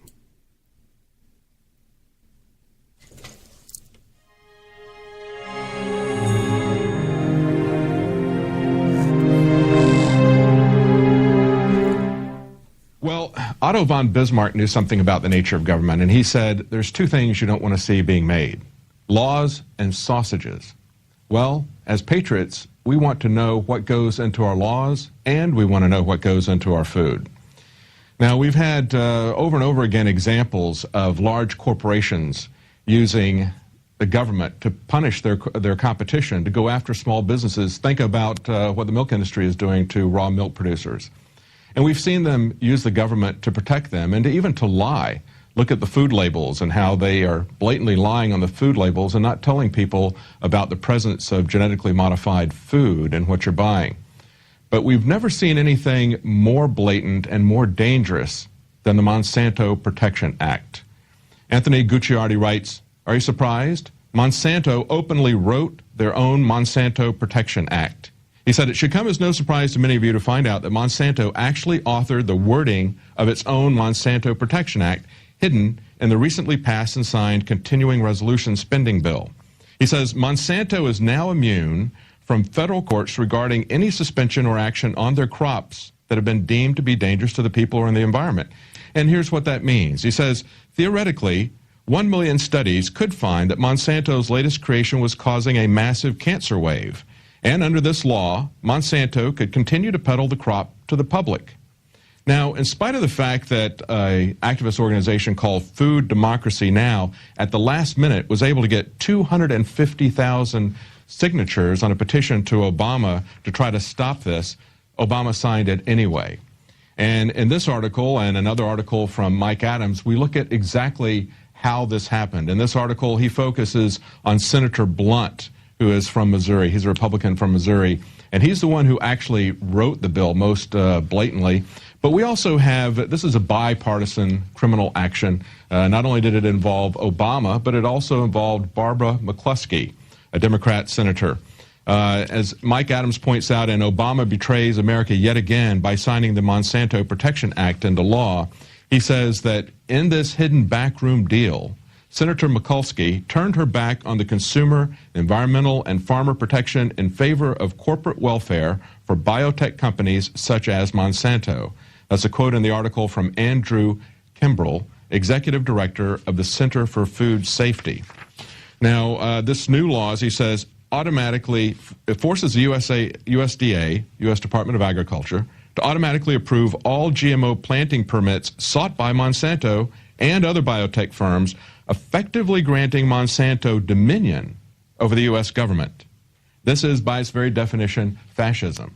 Well, the very fact that they could get this put through shows that they really effectively already have dominion. They're just coming out in the open and making it a public law that they have dominion over the U.S. He also talks about Senator Blunt's involvement. Senator Blunt, the Republican from Missouri, he said he actually worked with Monsanto on a provision that, in effect, allows them to keep selling seeds which can then go on to be planted even if it is found to be harmful to consumers. And he says that is stunning. Now, the gist of this article from Mike Adams is that Obama is betraying, that Obama has deceived. He points out that when Obama ran for office in 2008, he promised to end secret prisons, to decriminalize marijuana, to balance the budget, to honor the Second Amendment even, and to make health care affordable. Everything he has done has been against all of that. And he points out that Alex was severely criticized in 2009 when he said these are fraudulent promises, and it's pretty obvious that they're fraudulent promises. And the name of the documentary was The Obama Deception. And now we see 4 years later just how spot on Alex's documentary was. Visit Infowars.com and PrisonPlanet.com. When you're on the site, you can also tune in 24 hours a day. Nonpartisan Liberty for All. Call in at 702-470-7664 or Skype in. Username Nonpartisan Liberty for All. Nonpartisan Liberty for All, and we are back. We've been talking all about GMOs, and if you've never heard of GMOs before, that stands for genetically modified organisms. So again, I guess that could be a lot of different things, but in the context we're talking about is food and companies like Monsanto, which I would assume most people by now, especially in the last couple years, are familiar with or at least know the name. And again, I know Monsanto has been around at least 60 years, if not more. But what I wanted to talk a little about now, and of course we are joined by the great Ellen Ball. I don't know if I should call her infamous. Well, because I think infamous, and just to give everybody a backstory, when Ellen was on Seditious Sirens, they called her the infamous Ellen Ball. But infamous is like a negative connotation. It means like you're famous for bad reasons or something, like bank robbers are infamous. Like they're famous for doing something bad. So, well, I'm infamous for jumping from podcast to podcast and not having my own. So that's good, I guess though. That's what she meant by that. Oh, okay. Well, but that's not a bad thing. That's actually a good thing because you're sharing your talent with so many different people. Oh, so well, I'm glad you think so. There you go. So that's a positive thing. But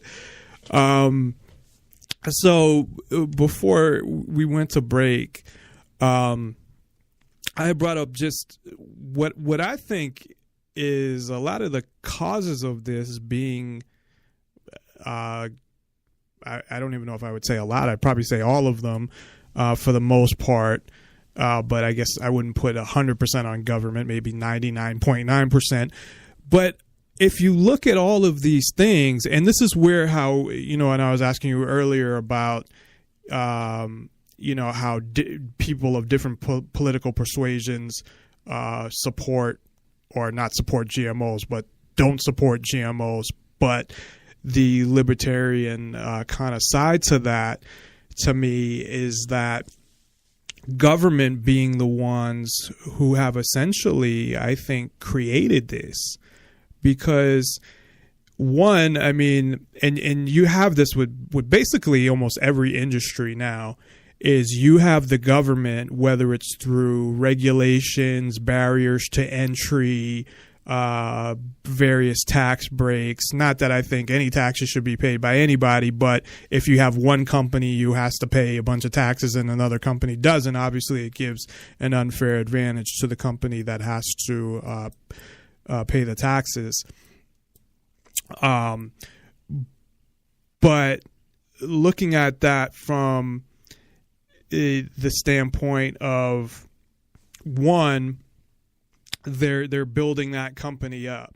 So I think in a ideal world, or even just a normal world that wasn't backed by government and wasn't backed by these all these banks and investment banks and the Federal Reserve, that competition would work itself out just naturally.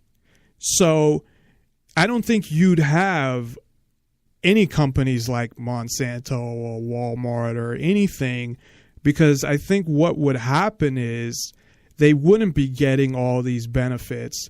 They wouldn't be getting, whether it's, again, the tax breaks or the regulations to regulate everybody out. And I think it would just naturally, you'd have that competition. So if a company like Monsanto was doing what they were doing in a economy that wasn't controlled by government, they'd go away because nobody would be buying from them anymore. Right, and that's the point I was trying to make earlier when I said be a wise consumer and study into what you're buying, because the money you give to these companies is literally what keeps them running. So, your dollars as a consumer decides basically the future of what consumption is going to be. Like if you're spending hundreds of dollars at Walmart each week, it's no surprise when, Walmart's around and growing, because there's many people who do that, because Walmart has everything, because Walmart has the power to do that, where it can, basically force negotiations, where they say to a company like, you can sell your product for this much, but we're going to have to take some of the profits for giving it like this shelf space that's more prominent. So, that's the kind of power that is rare for companies to come across. And, usually when they do, it's because they've been helped out along the way through tax breaks and, other various regulatory things that the government controls, where they are helping to create this monopoly. And, it's like you said, it's not something that would arise naturally, because people, they like a wide variety of things, and it's kind of hard to specialize in a wide variety of things. Most people, most companies specialize in one or two main things, and they do really well at it.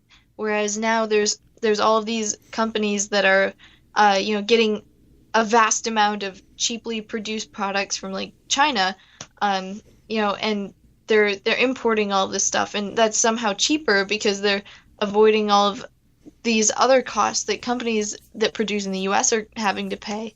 So, it is something that you can basically say, if the government wasn't involved as far as, just putting so much economic demand on companies' finances, this sort of thing wouldn't arise naturally. Yeah, and I think once it gets to that point, once you get to the level of like a Walmart or a Monsanto or whatever other, big companies that are essentially monopolies or biopolies, if that's a word, there's like one or two, that it kind of gets to a point where you don't have any other options. And that's where it makes it harder, like where you're saying, to essentially vote with your dollars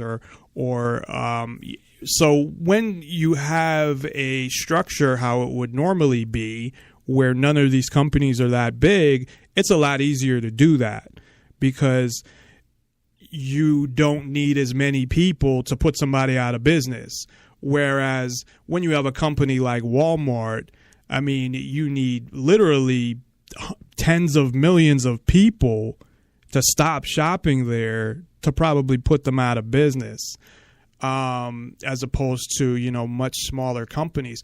There's no reason why really companies should be that big. And I'm not saying that from the standpoint of, hey, if you're able to do that without the help of the government, without, all these other benefits, and you can accomplish that, then that's fine, because I believe in free markets. But one of the reasons, and I think the main reason that these companies become that big, is because of the government in tandem with the banks and the Federal Reserve System, because it sets up a system where there's just unlimited amounts of money that these big corporations can get.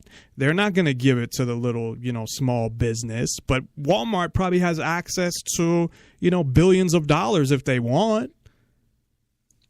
Yeah, I'm sure they do. And one thing to keep in mind though is that all of these massive corporations did at one point start out as small businesses. And they grew their way up in size. And that is for a reason. It's because they offered good services or good products, and people started buying from them. But at a certain point, there's interest being paid to them because, try becoming a business owner and not filing your taxes. You're going to be hunted down by the IRS.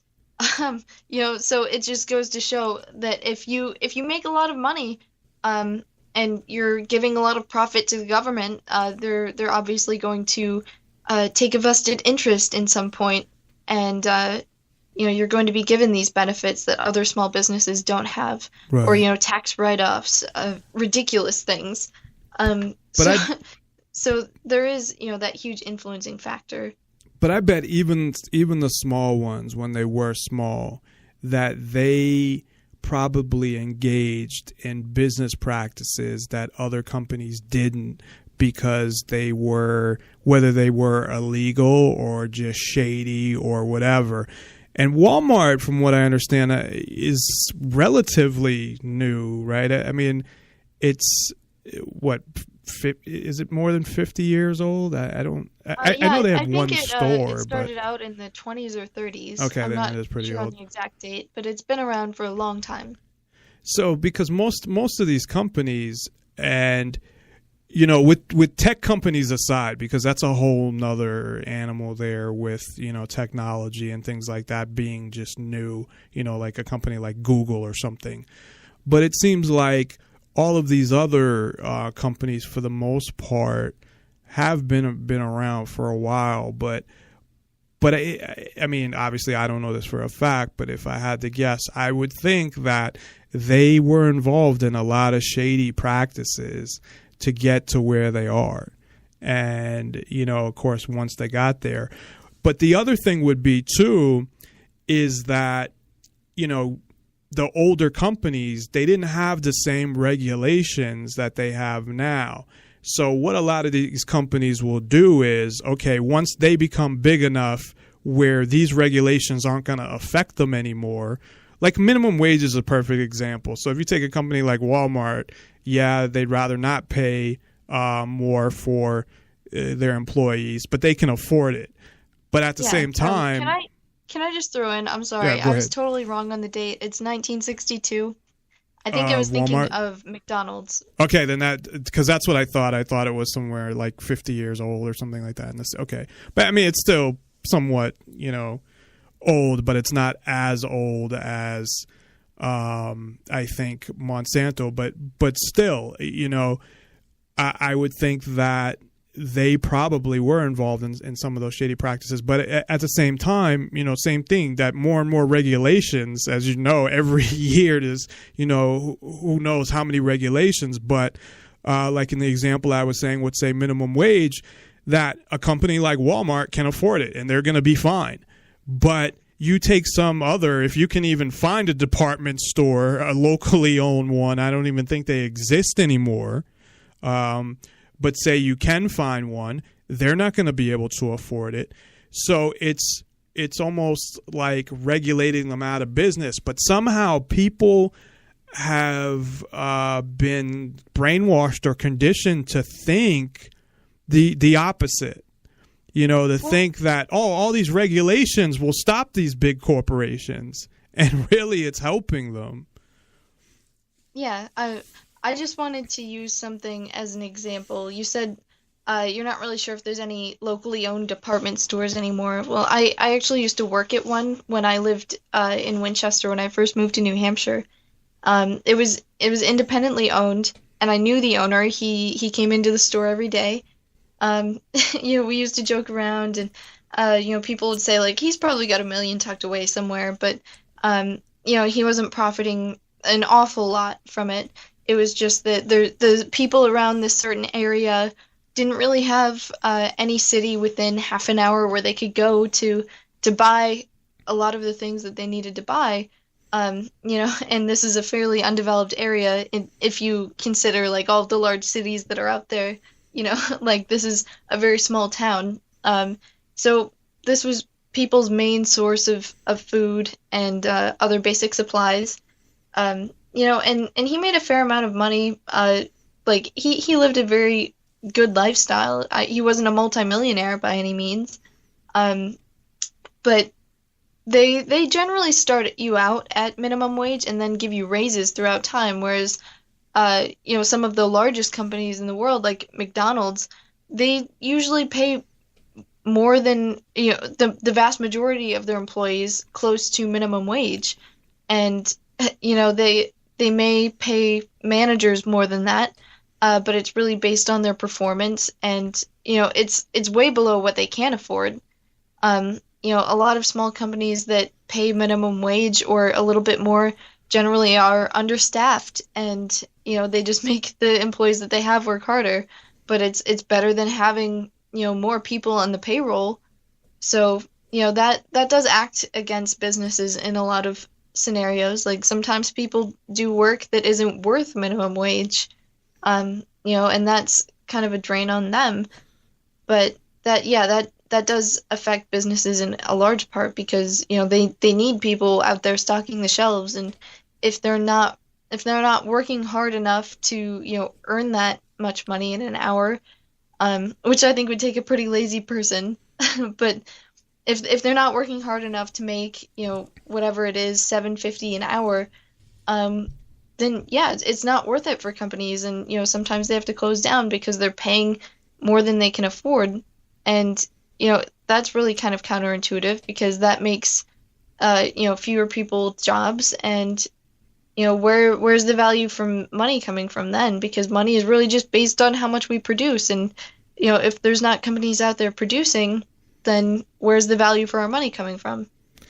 Yeah, and even with your example, and I'm sure there probably are some of those type businesses in other areas as well. But as you said, it was more of a kind of rural type area, right, where it wasn't close to a city.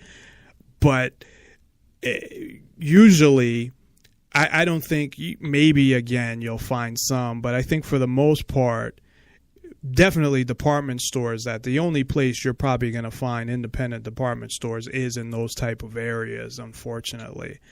And it's sad in a way.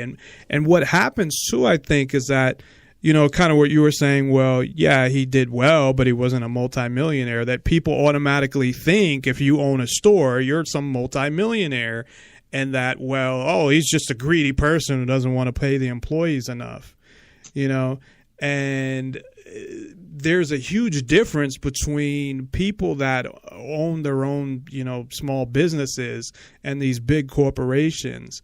And really, and I can't really speak to other cities all that much. I mean, I've been in Las Vegas over 14 years now, but the businesses I see the most of that are independent, and even some of those aren't, is like restaurants. Like you do see, people with their own independent restaurants. Besides that, off the top of my head, and I'm sure there's other independent stuff, I can't really think of anything. Sometimes you'll find small boutiques that sell like clothes. Antique shops generally run on, a bunch of vendors getting together and selling all of their goods in the same building. Those are a few things that I can think of off the top of my head. Mechanics. There's a lot of, independently owned mechanic shops, things like that. There was definitely a lot in Boston that there were a lot of independent mechanics out there. Luckily, since I've been here, I've been buying new cars. Not that, because I had like a lot of money to buy a new car, just because I'd rather save the money, buy a new car instead of having to spend all the money to fix it. Ends up being the same anyway.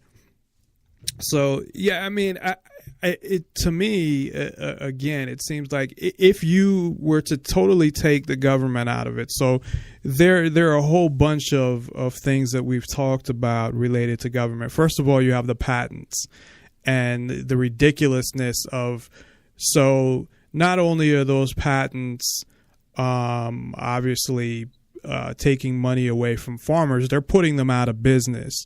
They're consolidating everything and building up that monopoly that way as well. Because obviously, if they put farmers out of business, who's going to take over? Who's going to take over that market share that's left there? So that's a result, really. That's totally a result of government, because what is intellectual property and patents? That's just it's something created by government. It's just like a corporation is an entity created by government. It's not a real thing. I mean, I guess you could say a patent is a real thing in that it's something that exists, but the fact that you somehow, and intellectual property is really bad. I don't know how much you've read about intellectual property laws, but I mean, the things that you can fucking patent, or I wouldn't be, I guess, patent with intellectual property, but whatever, copyright, when it comes to intellectual property, it's just even like ideas. It is insane. Yeah, it definitely is. I don't see how you can, own a bit of information, like verbally written in any way, so that is something that it's totally unnatural, and it wouldn't exist without this governing force behind it, trying to make money and pushing people into compliance. So like you said, it's real, as in it's a real part of our reality where we have to deal with that. But if we were living like any other species, like imagine if some dog hunts down a rabbit, and then the rabbits come after him and say, like, you violated, that was our property, you weren't allowed to do that. And then like the dogs turn into slaves for the rabbits or something like that. But that's a totally insane scenario. Like, that would never happen. And to think that we're just, we're still animals on a basic level. We have to eat. We have to live according to our values and keep ourselves alive and follow our survival instinct. But these sort of laws go against that. They go against, basically everything that is conducive to being productive and living, so these patent laws that are trying to control life itself, I totally find insane. And it would be interesting to look at some of the history. And I know there was a change because I recently got to go to Walt Disney World. Well, one part of it, I guess, the Animal Kingdom. But when I was in Orlando, my one day off, I guess. But there was some Walt Disney. And I don't know if it was after he was dead and it was his family or not, but there was an extension of the patent laws that had to do with a Walt Disney case, because it used to be something like 75 years, but then it was like life plus 75 years, because they have stuff that goes into public domain after a certain amount of time. So like you could sing some old stupid song that no one wants to hear anyway from like 200 years ago, and you're fine. You're not violating any copyright laws there because it's in public domain. But really, I mean, I think some of it came from these big celebrities, but at the same time, it's like everything else. And maybe with me, you could call me more of I wouldn't say conspiracy theorist, but more paranoid when it comes to this, that I really do think that there is a huge level of motivation of what the government does based on control. That I do think money is a huge part of it, but I think it's also about obedience and control, and continuity of government is a huge part in a lot of the things that government does. Now, of course, money can help to bring you power. And you look at, these multi-billionaires. I mean, you get to a point where what the fuck are you going to do with the money? Where really it's just, it can buy you control. It can buy you power, And that's something that we have to understand when talking about this too, is that government is just made up of a bunch of people who like having money. So it's not like, any one person in the government knows everything that's going on. And when we make these sweeping statements about government, we're condemning everyone for everything. Right. Because there's specific people who are more responsible in certain areas than others. But they all have that main incentive where they're just trying to make more money and get more funding. So, of course that's what this is about, because that's something that's universal to people. We all like money. But but then there's, before I get to that, the reason I was bringing it up in relation to patents is because I think intellectual property and patents goes beyond money, that it also goes to control as well, because that's just an aspect of it, I feel like, because if you can control people in a certain way, you can extort money out of them. That's how it goes most of the time. Like when you're pulled over for speeding, you're basically told pay this fine or go to jail. You have to pay taxes every year when you file. There's all sorts of things, even taxes on things that you buy every day that go to the government. So it's not something that you totally agree to, but you give your money anyway, and it's because you don't have any other option, or you're not looking for another option. So it is a form of control and manipulation, and that really just helps them. If you're more compliant into giving them money, then they'll find easier ways of getting money out of you. Yeah, and actually, speaking of that, I wanted to just bring this up briefly, because I thought it was something that I've talked about in the past, but it's continuing to move forward, and that is in Oregon now. They're actually starting a test of the mileage taxes. So it was maybe over a year ago, and they were quote unquote testing in Nevada and some other states as well. But now when I say test in Oregon, they're actually going to do it with a small group or something. But what they're doing, just like kind of what you're saying, another way to collect more money, is to put something in your car that will track the mileage. It will have a GPS as well, although they're claiming right now that you can opt out of the GPS, just like all these other things throughout history, that, you can opt out of this part, and that only lasts, a couple years, and then you can't. But they're finally actually implementing it to a certain percentage of the population.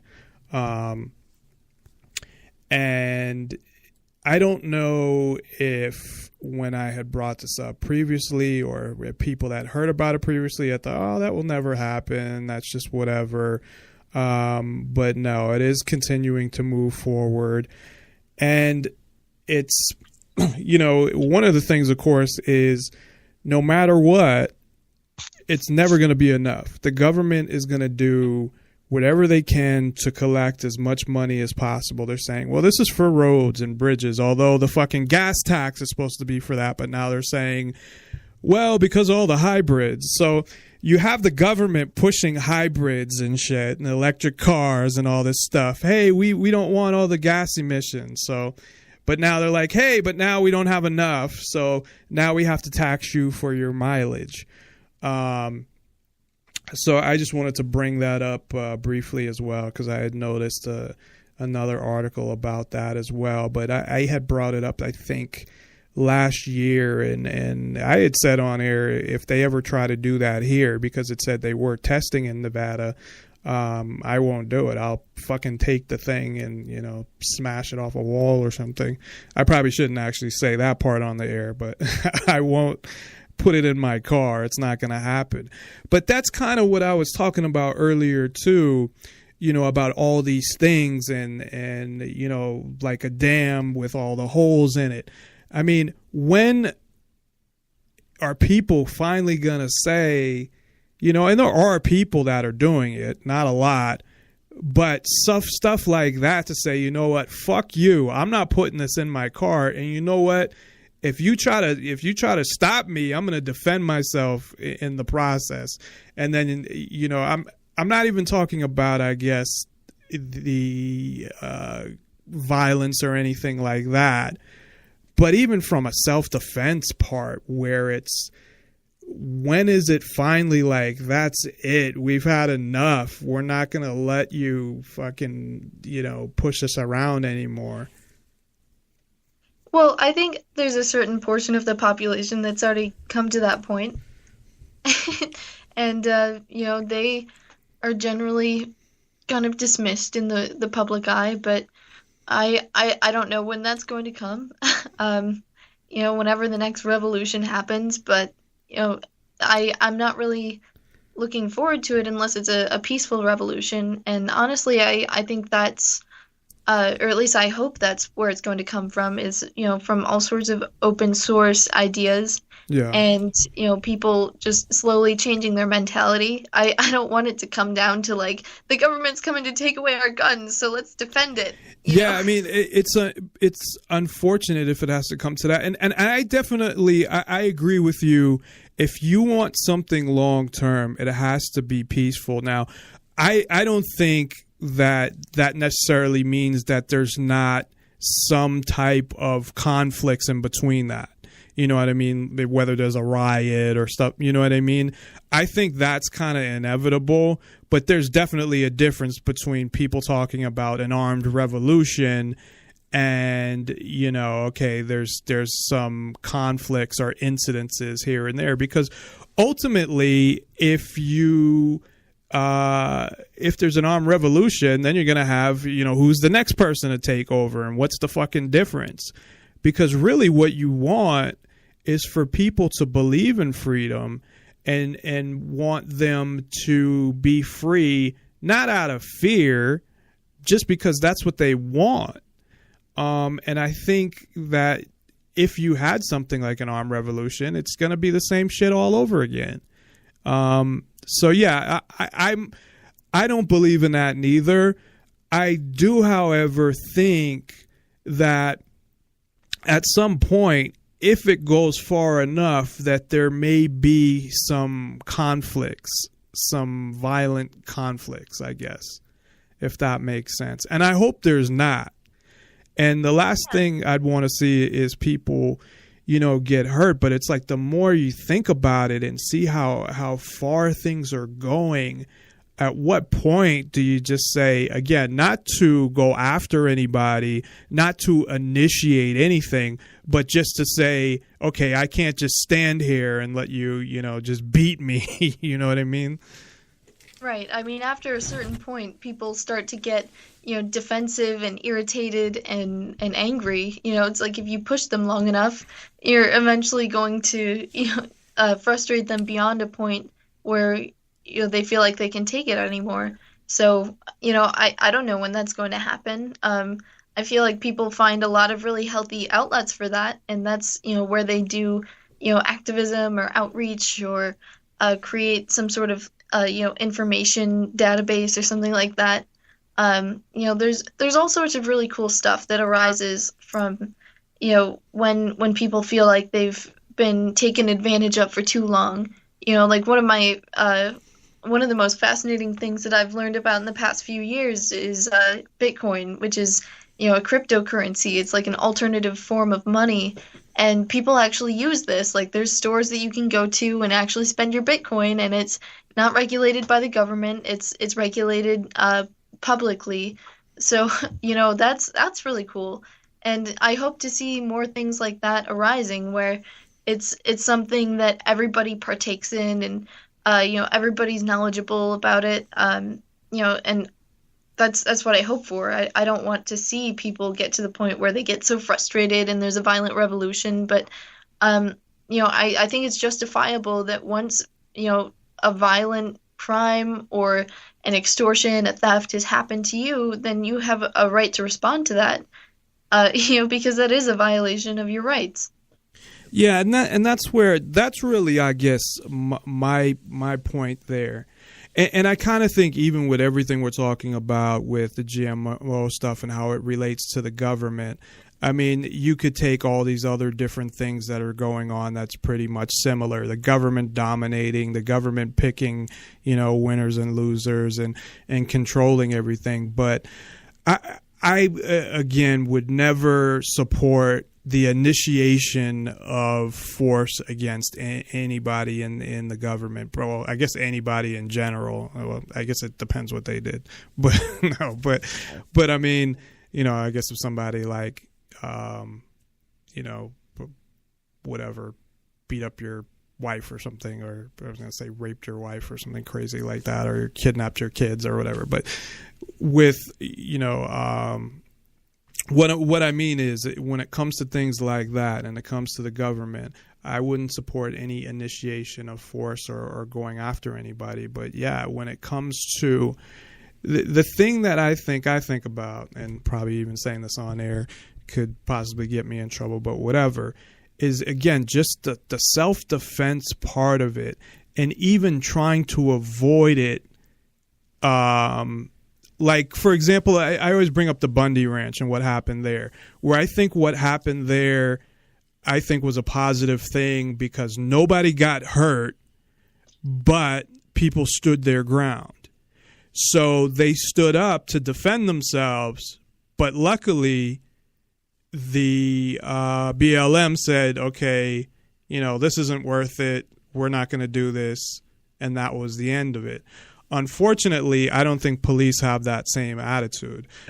I think if you try to defend yourself against a cop, and I don't even mean advance against them, if you said, hey, I didn't do anything wrong, if they're an example like, you're pulled over, get out of your car, and they have no reason to ask you, and you say, well, I'm not going to get out of my car, they probably go to try to rip you out of your car, and if you tried to push them away or something, they'd probably just shoot you. Right. And like in the moment, they have that power where they can force you to do something. And, there's ways you can combat that. Like, you can have somebody in the car videotaping, you can videotape, that can protect you in the moment. But, that's where the force is ultimately committed. When you're arrested and put into the cop car, possibly beaten or abused, and hopefully you're defended in a court of law in a just manner, but you're not, and that doesn't always happen. Yeah, I don't think not only does it not always happen, I think it's very rare that it happens, and that's not just from only my experience, which was ridiculous, but from other people I know as well. There is no justice system. There is the system of we do whatever we want. If you don't like it, oh well. And the government, pretty much is going to do what they want. And that's where,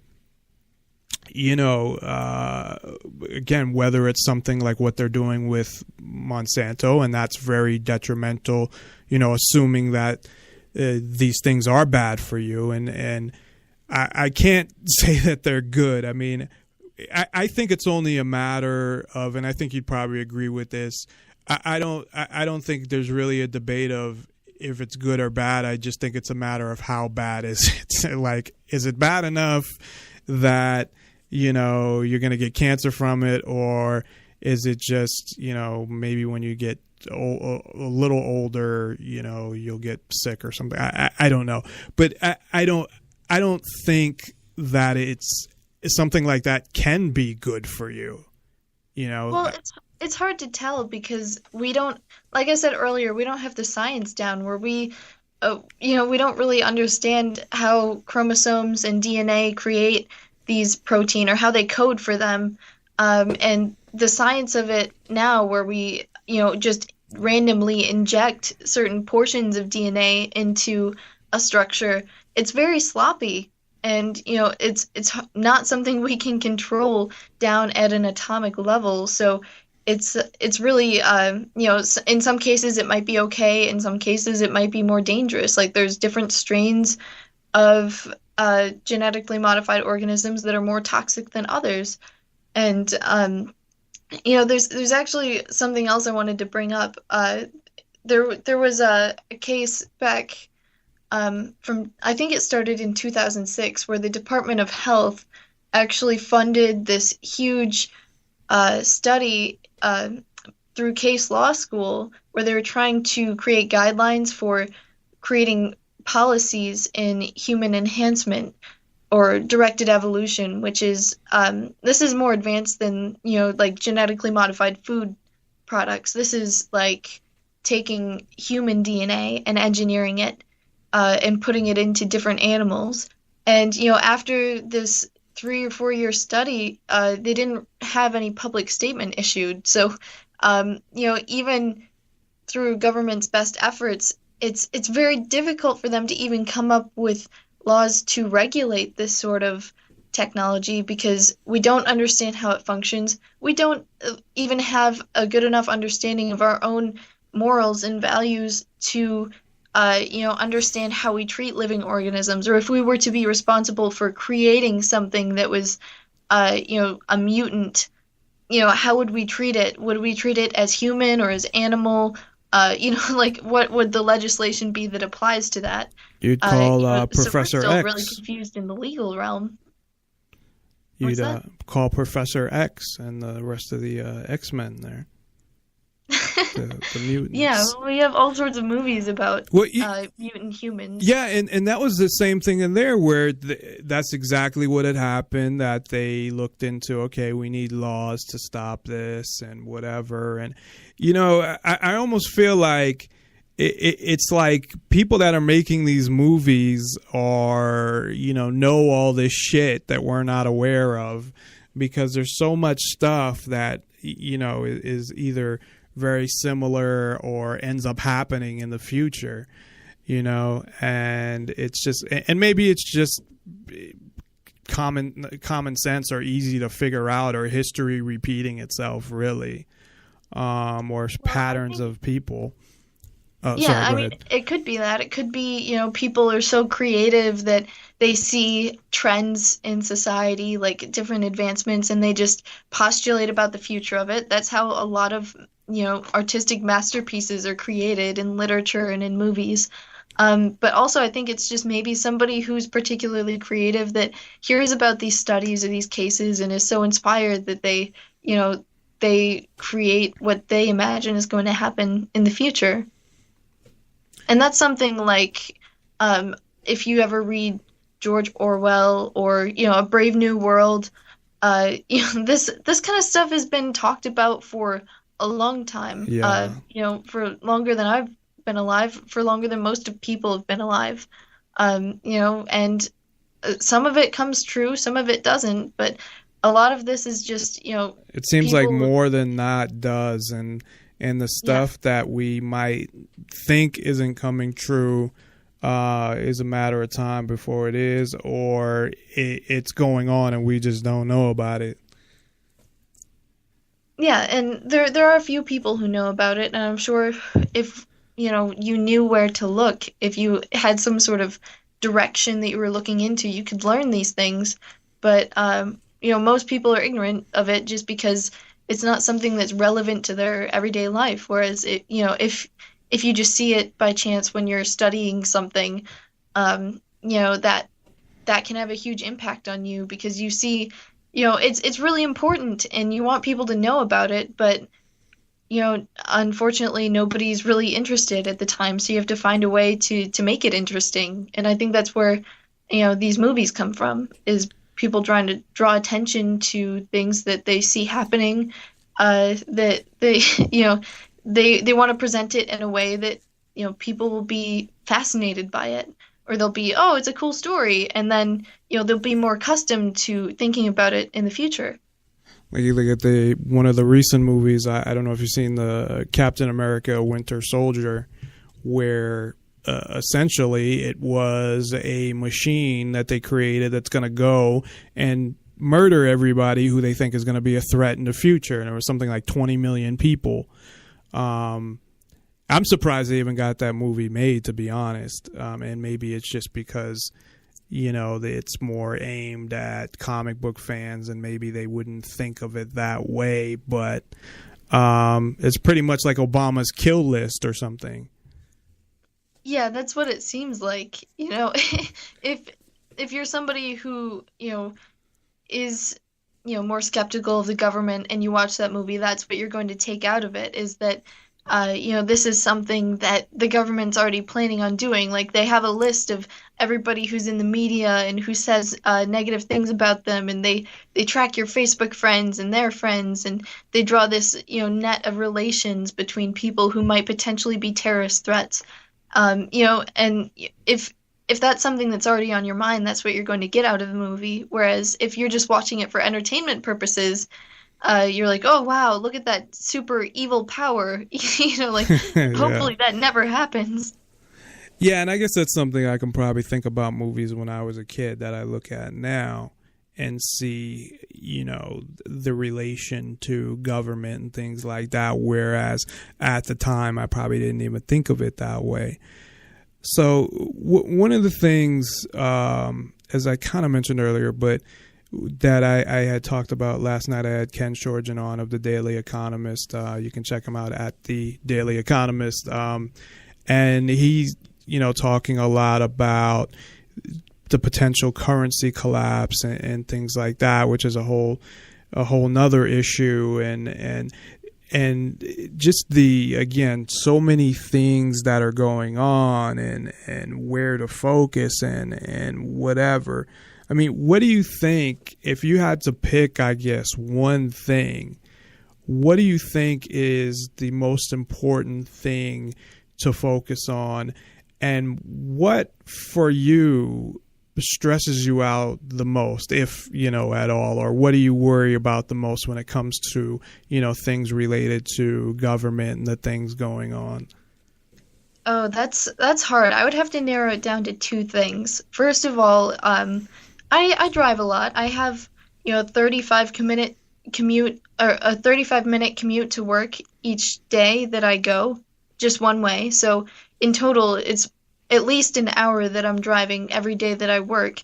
And, even when I'm not working, sometimes I drive more than that, so I drive a lot, and I see a lot of police officers driving around, and I've heard of some really outrageous tickets that people have gotten, and I don't want to be one of those people. But, either way you choose, whether you, buy the sticker and the inspection and get your car registered, you're still paying money that way. But if you don't, then you get pulled over and ticketed and possibly towed.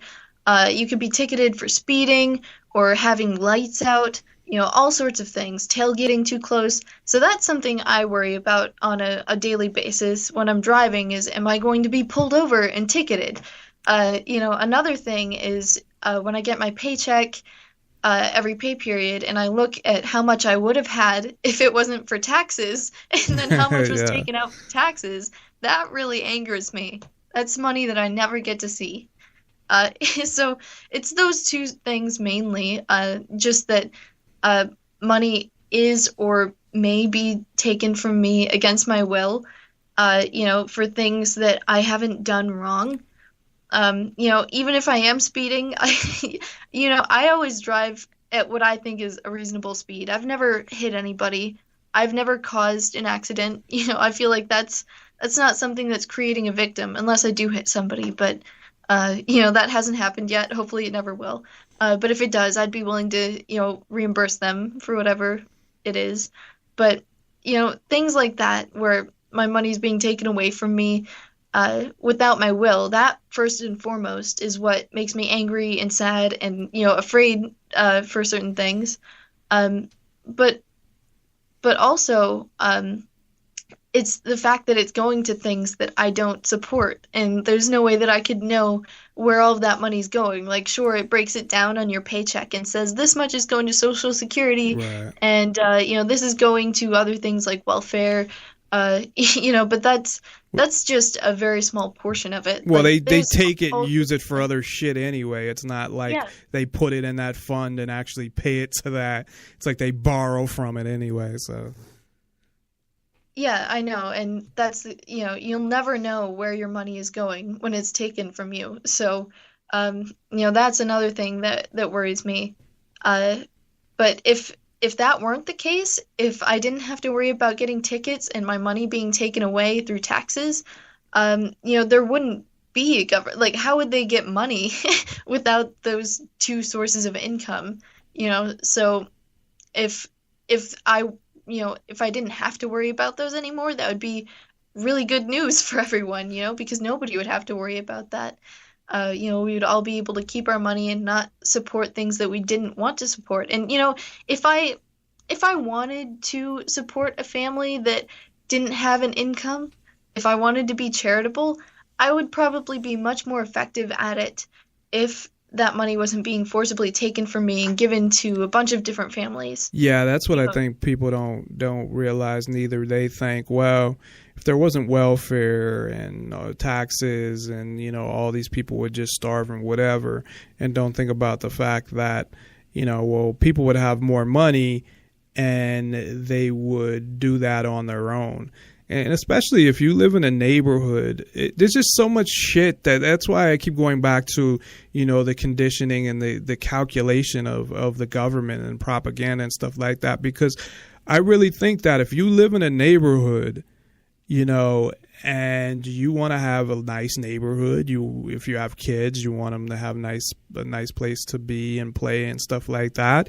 And you don't want people out there homeless. You'd want to help them. Just as an example, or, if you knew your neighbors and, some of the neighbors come on hard times, the rest of the neighborhood gets together and say, hey, we're going to help them out, and automatically, oh, well, if there's no welfare, then these people just, die and starve. Like if there's no government police, then, everybody gets murdered. Yeah, and the other aspect of this that applies to like our food supply and GMOs is if these large companies weren't being supported by the government, think about all the variety that you would see in grocery stores. There'd be so many different brands, and there'd be so many different varieties of specific things. There would be so many more options. And, I think that's something that everybody wants, or, at least that's what I want. And that's why I spend my money wisely when I do spend it.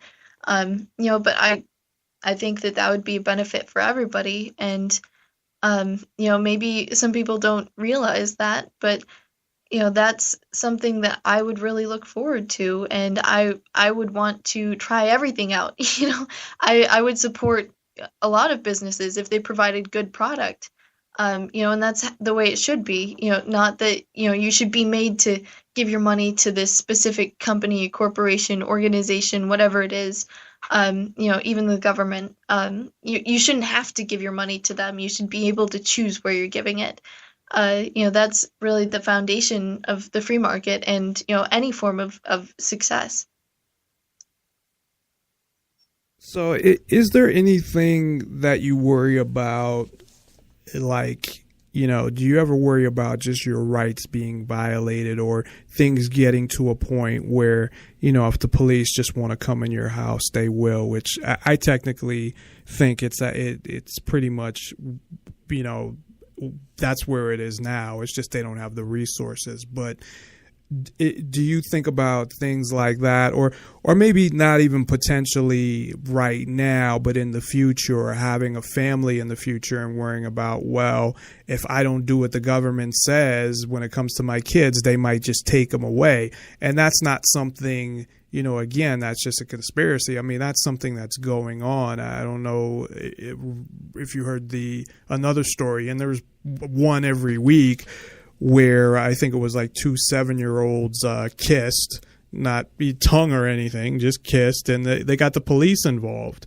Now, they ended up not filing any charges, but this is the type of world that we're living in, and it's crazy and crazier every day. So, and I guess this is coming from more, because these are some of the things that I think about, and I know I've had some different experiences where, I have been, fucked up by the police. I have been arrested for nothing, with the police telling me straight up that they're just arresting me because they don't like my demeanor, so I've had things like that, unfortunately happen.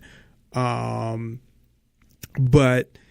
do you ever think about things like that, or, possibly what can happen in the future with all the technology and really what I look at what they're doing now?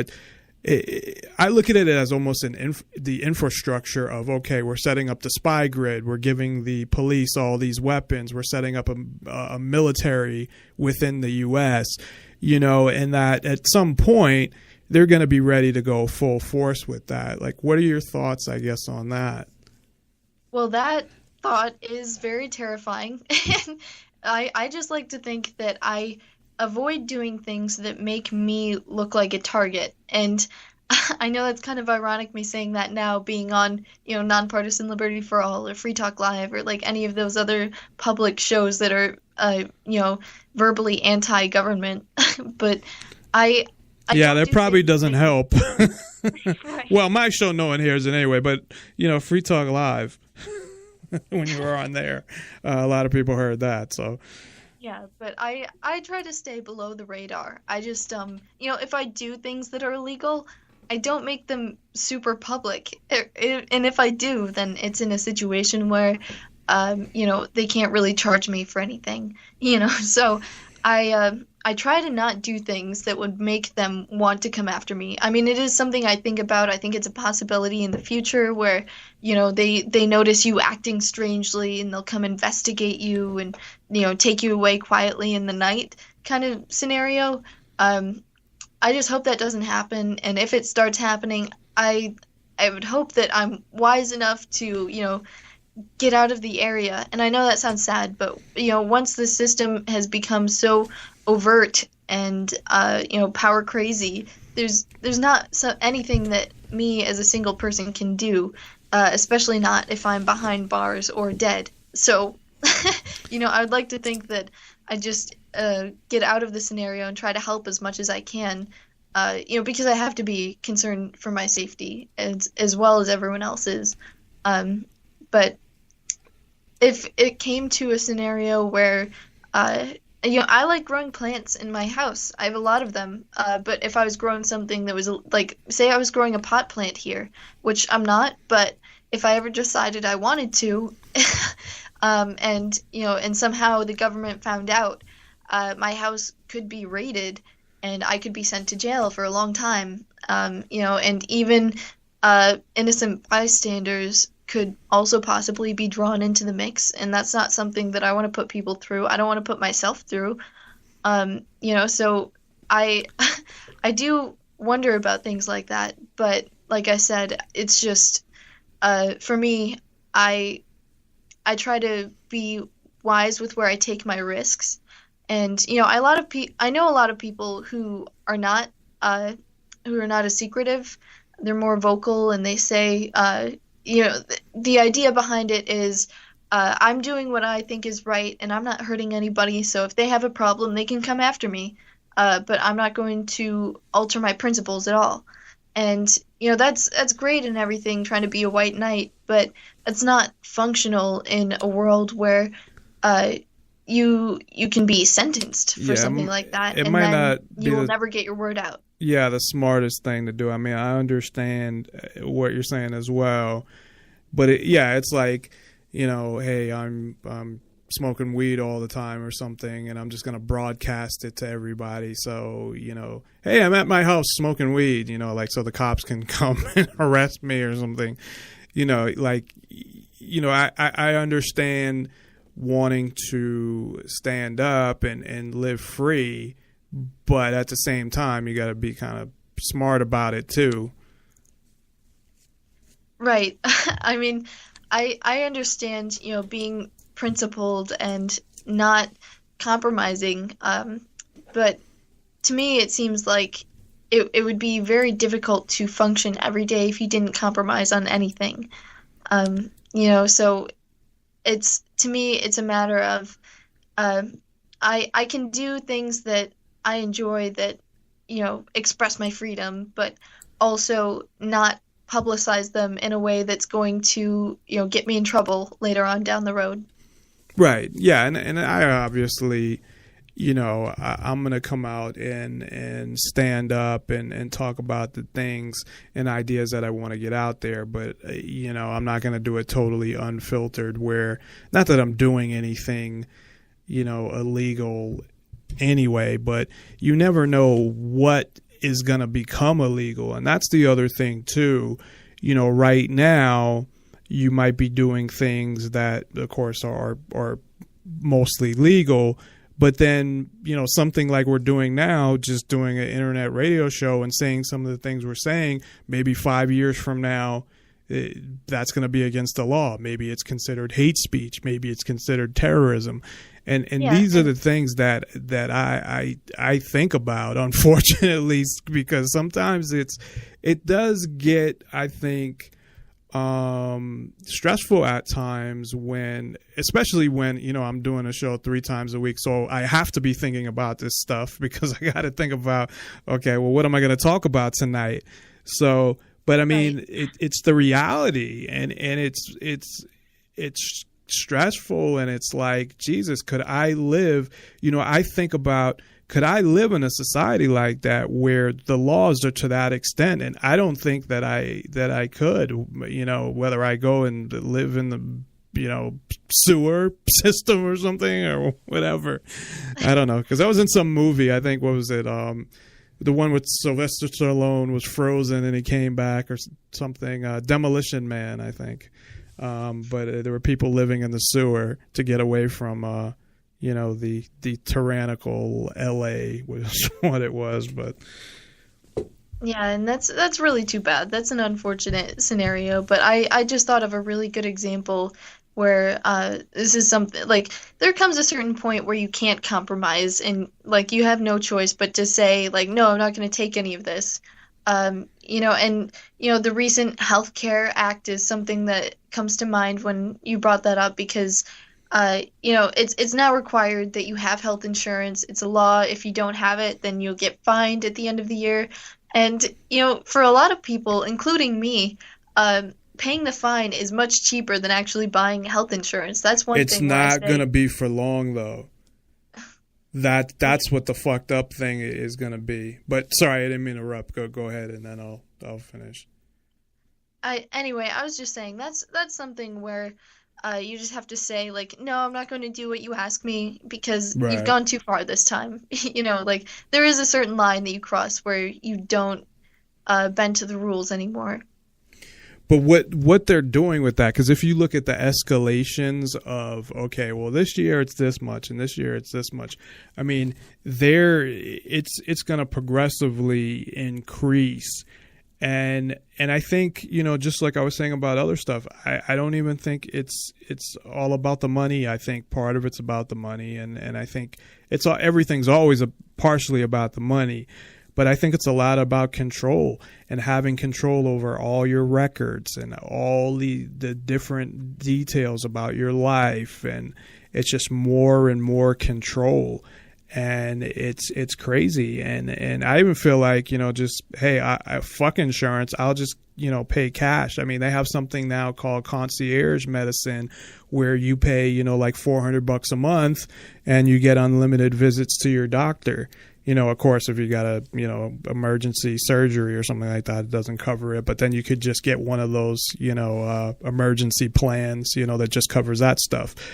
But You know, and last night, one of the other things we talked about was moving towards a cashless society as well. So you have all of these things that it just is moving more and more towards more government control. And really, and I say this all the time on the show, that really what I think is that it's wanting to control every aspect of your life.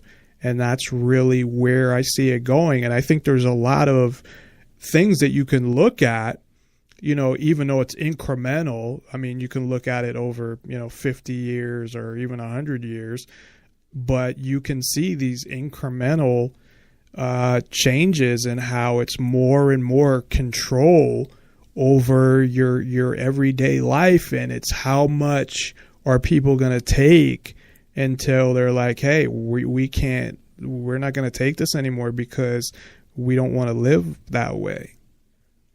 Yeah, I totally agree with you. And I just want to end on this, this thought.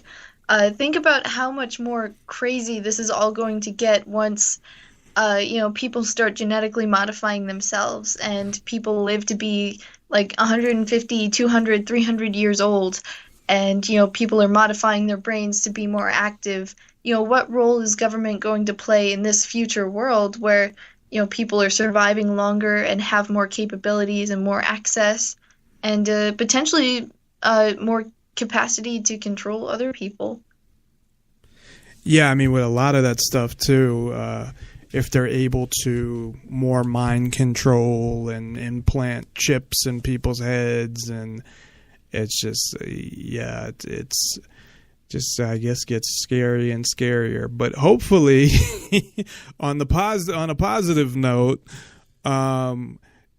people can continue to speak out, and independent media can continue to speak out, and more people can see things for what they are.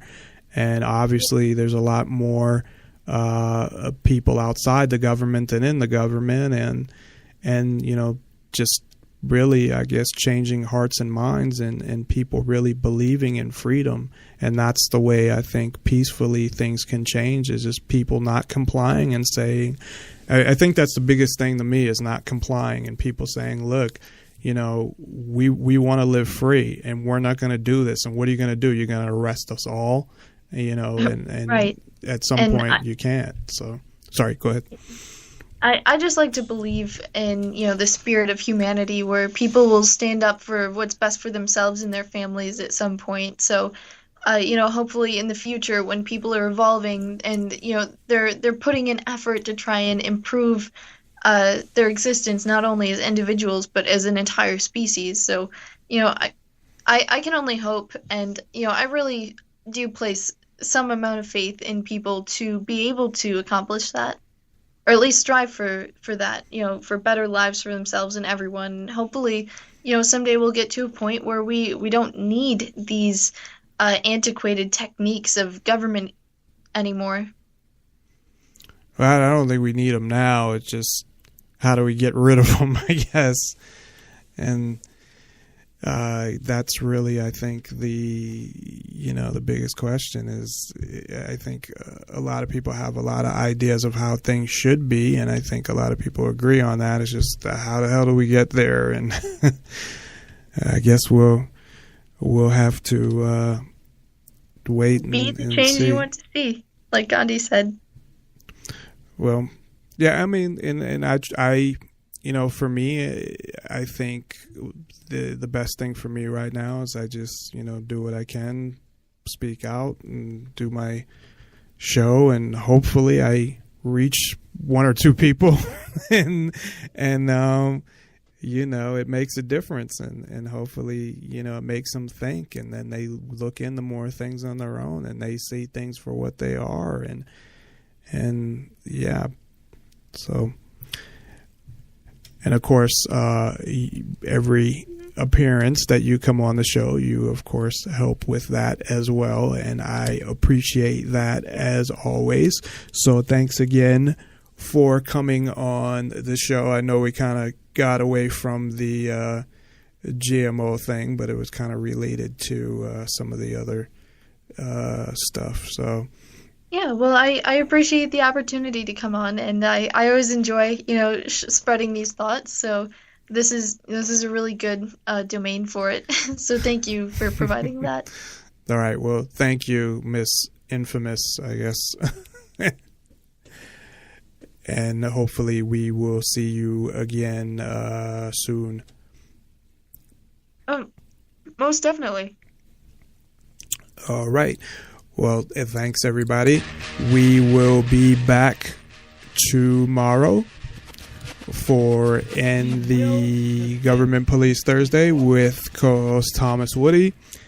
And we'll be talking all about what is going on in the police state, along with a bunch of stuff that I really didn't get to talk about regarding Baltimore in the past couple of weeks. So we'll talk a little about that as well. Thanks, everybody. But at the end of the day, each and every member should go home safe. Sometimes the use of force is necessary. You need to comply with the police officer the way the system was meant to be. Comply with the orders of police officers. Resisting arrest is a real and dangerous crime. Some of the stuff, and I still tend to, anything that's really extreme, I'm still cautious as to whether, to totally believe as far as they go. But there's a lot of stuff that regarding, GMOs, not that they've, and this is the other side of it though, not that they've actually done studies on. However, that really doesn't mean much neither, but on what they talk about as far as what it can do to your cells. And when you think about, there's like pesticides that I think there's something where it just explodes the cells of bees or something like that, and it kind of common sense is just like, okay, well, if you have some kind of pesticide, something you're putting on food, and bees are like exploding from it, that can't be good for people. Yeah, well, that's the thing. When you start studying into such a touchy subject like GMOs, you have to be aware that there are two very extreme sides, I might add, and they both are going on little verifiable studies or facts. This is still a very new technology, so people are really just guessing and trying to make things sound worse or better than they are. So you have to go into it with a mindset that you can't completely trust everything you hear. Like you have to be selective in what you choose from the studies and the articles and the videos that people make, because some of them make GMOs out to be the devil, like they're the total, like they'll be the destruction of humanity, and the world's entire ecosystem is going to collapse. And then there's some people who say that it's saving the world, and that people have food all over the world now that they never would have had before, and we're solving vitamin deficiencies and saving people cost of pesticides, things like that. So you hear both sides, and it's kind of confusing, but you kind of have to weed through what's true and what's not. Yeah, and that's what I was kind of saying at the beginning, where some of the stuff I was listening to was that where totally extreme, like people are just gonna be walking down the street one day and just explode. But usually with a lot of things like that, where you have two extreme sides, it's usually somewhere in the middle.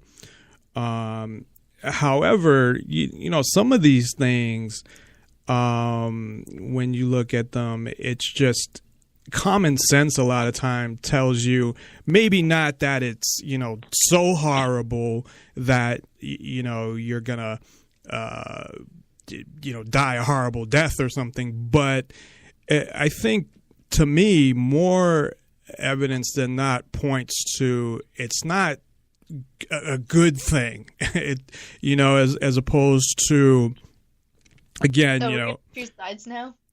That one. Well, I mean, looking at it from the,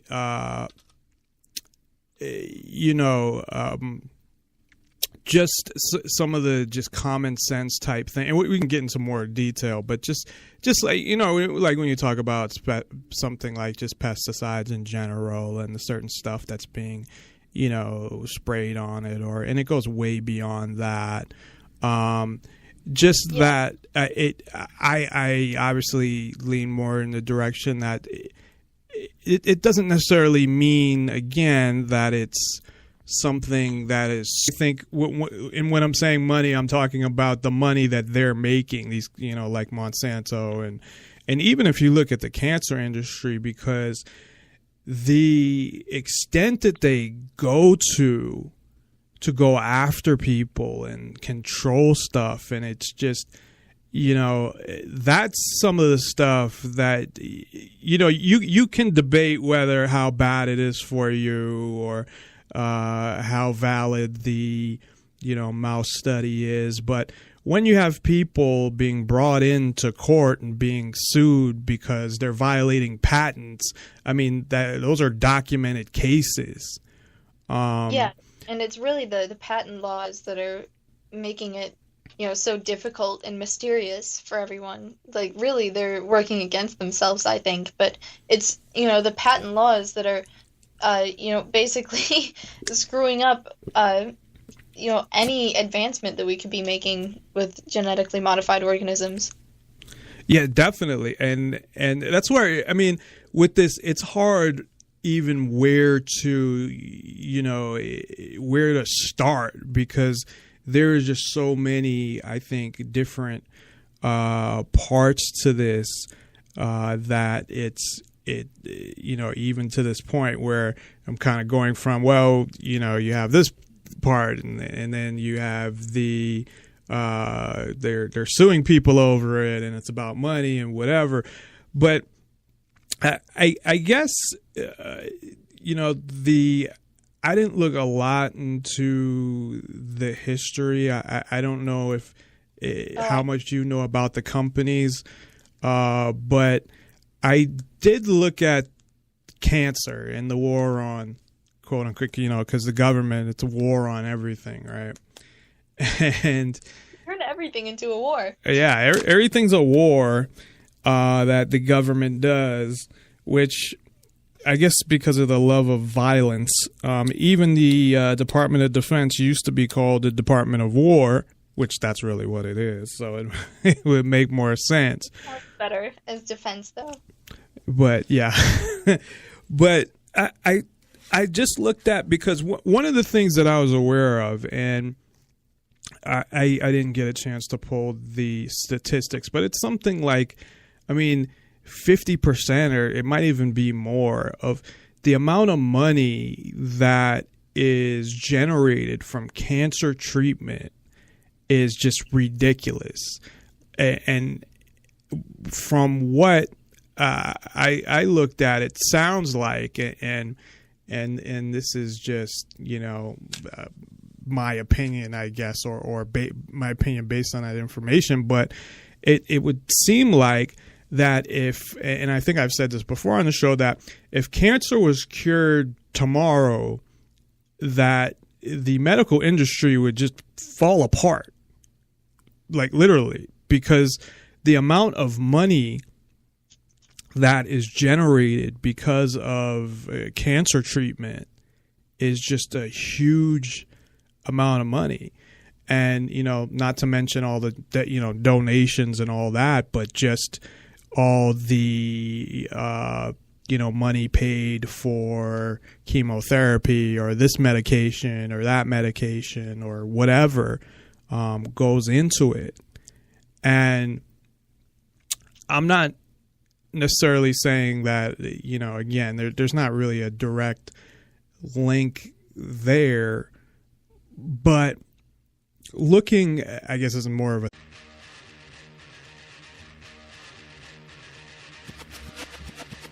We will defend these police officers. Listen to police officers' commands, listen to what we tell you, and just stop. The nation needs to realize that when we tell you to do something, do it. And if you're wrong, you're wrong. If you're right, then the courts will figure it out. We don't get to take the law. enforcement. But at the end of the day, each and every member should go home safe. Sometimes the use of force is necessary. You need to comply with the police officer, the way the system was meant to be. Comply with the orders of police officers. Resisting arrest is a real and dangerous crime.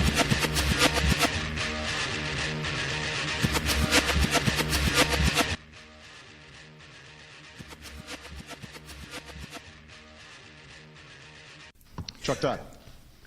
Nonpartisan Liberty for All. I'm your host, Dave Bourne. I'm laughing because the song actually, the intro to the show actually only goes about a minute, and then it started going into whatever was next. And it was Obama actually calling for one of his, government reporting minions. So you could kind of hear right at the end there, Chuck Todd. So anyway, we are here live on this Wednesday, May 20th, 2015. We have a interesting show for you, kind of disturbing in some ways. I started looking at some different things related to GMOs, which is the main topic that we were going to cover tonight. A lot of it, not just being the actual things that they do to food and all of that stuff. That's some of the most disturbing things, obviously, and how it can affect people's bodies and all of those things. But also just how ruthless some of these corporations are. And there's really only a few, of course, Monsanto being the biggest one, and I think the one that most people are familiar with. But there's a lot of other things along with that besides the actual food. I mean, there's the protection from the government. There's basically, even in thinking about this, and of course we'll get into more detail in all of these things. I mean, none of this could exist without the government, in my opinion. And everything that has really been created relating to GMOs is essentially could not, again, in my opinion, would not function without the government at all. So as I look for a document real quick, I'd also like to mention Ellen Ball will be joining us as she does at least every other Wednesday. So, and it's always great to have her on. But thank you for tuning in to Nonpartisan Liberty for All. We're on weekdays, 7 o'clock Pacific, 10 o'clock Eastern. You can listen on Spreaker and nonpartisanlibertyforall.com. We promote the ideas of true freedom and liberty, meaning being able to do whatever you want as long as you respect the freedom of others and don't directly interfere with their freedom, as well as exposing government for what it is, a mafia based on extortion that rules without consent by threat of force, as all governments are based on power, control, and ruling over others, and achieve this through violence and force. And I did, unfortunately, I guess it depends how you look at it, kind of took a nap after my paying job and then woke up probably like 20 minutes ago, and I'm still kind of trying to wake up here. Which probably is better for me as the show goes on, but then is not so good for me in the beginning of the show. So I guess it depends on how you want to look at it. But I'd like to bring Ellen on. Ellen, thanks as always for joining us. Yeah, thank you for having me on, Dave. I know it's kind of been a while between. I actually had it wasn't a vacation, although it was in Orlando for work, and then last week I know you weren't feeling well, and I really wasn't feeling well neither. But yeah, it was a combination of things where I hadn't slept and I wasn't eating, and it just added up. I felt really sick. I even if I had been on, I wouldn't have done a quality job. And I don't want to do that to you or to anybody who's listening. So I just made the wise decision. Well, it was probably better anyway, because I was debating, whether I was going to do it anyway. And of course, if you are still planning on doing it, I just, still would have done it. So it kind of it worked out. It ended up working out well. So, and of course, doing 3 shows a week and working full time, and I think I'm putting enough, time in here. So. Yeah, definitely. I don't think anyone blames you for skipping a night of a show that you create on your own. Right. Well, that no one wants to listen to anyway, so what the fuck do they care? I'm kidding, but I want to listen to it. Well, thank you. So we kind of had on the last show we talked about, we got a little into GMO slightly, which kind of brought us to the idea of talking more about it and doing a show on it. And we talked more just about the food itself and it being bad for you and stuff like that. But there's really so many political aspects to it as well, where it's not just looking at food and, I don't want to eat that because it's bad or it's not as good for you. And depending on what you look at or who you listen to, and I don't know if you had, read any articles or watched anything, but so horrible, but it doesn't seem to be something that is a positive thing neither. Yeah, well, I guess I'll pick a side if we're going to choose teams right now. I definitely, well, at least for a few reasons, I would lean more towards, GMOs not being a good thing. And, hopefully we'll be able to go into more detail in that. But you're right, it mostly is about just common sense. And, if you understand molecular biology, then to me it would seem kind of like a scary concept, just messing around with genes and not really knowing what we're doing. Yeah, I mean, you have that too, and kind of one of the things I started going into, because I've always related it to this, is cancer, and it doesn't, I don't think there's any studies that really they can relate it to cancer or anything like that. I mean, you can look at statistics and the increases in. There was one famous study I just want to mention that everyone points to that's on the non-GMO side, and that's the study where the rats were fed nothing but GM corn and grew tumors. Yeah. But there's scientific flaws in that study. But yeah, that's just the main one that everyone uses. That's the universal thing that people point to when they say GMOs are bad, and this is why. Yeah, and you can see the pictures of the rats on the event page of the show.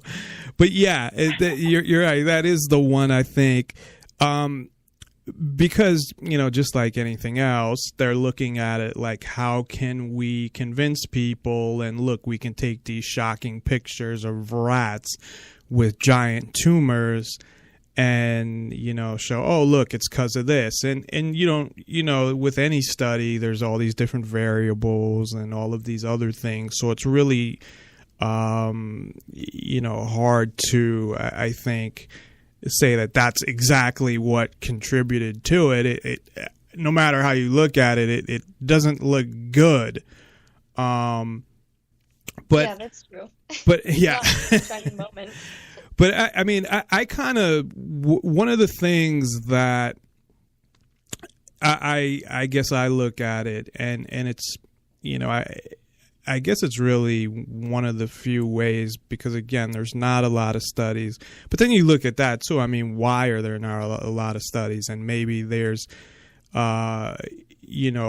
financial reasons for that, because it seems to kind of start from the money, and that's what brings me to the whole thing with cancer as well, is that there's a lot of money in this, and that's where a lot of this seems to come from, at least, you know, in what I saw.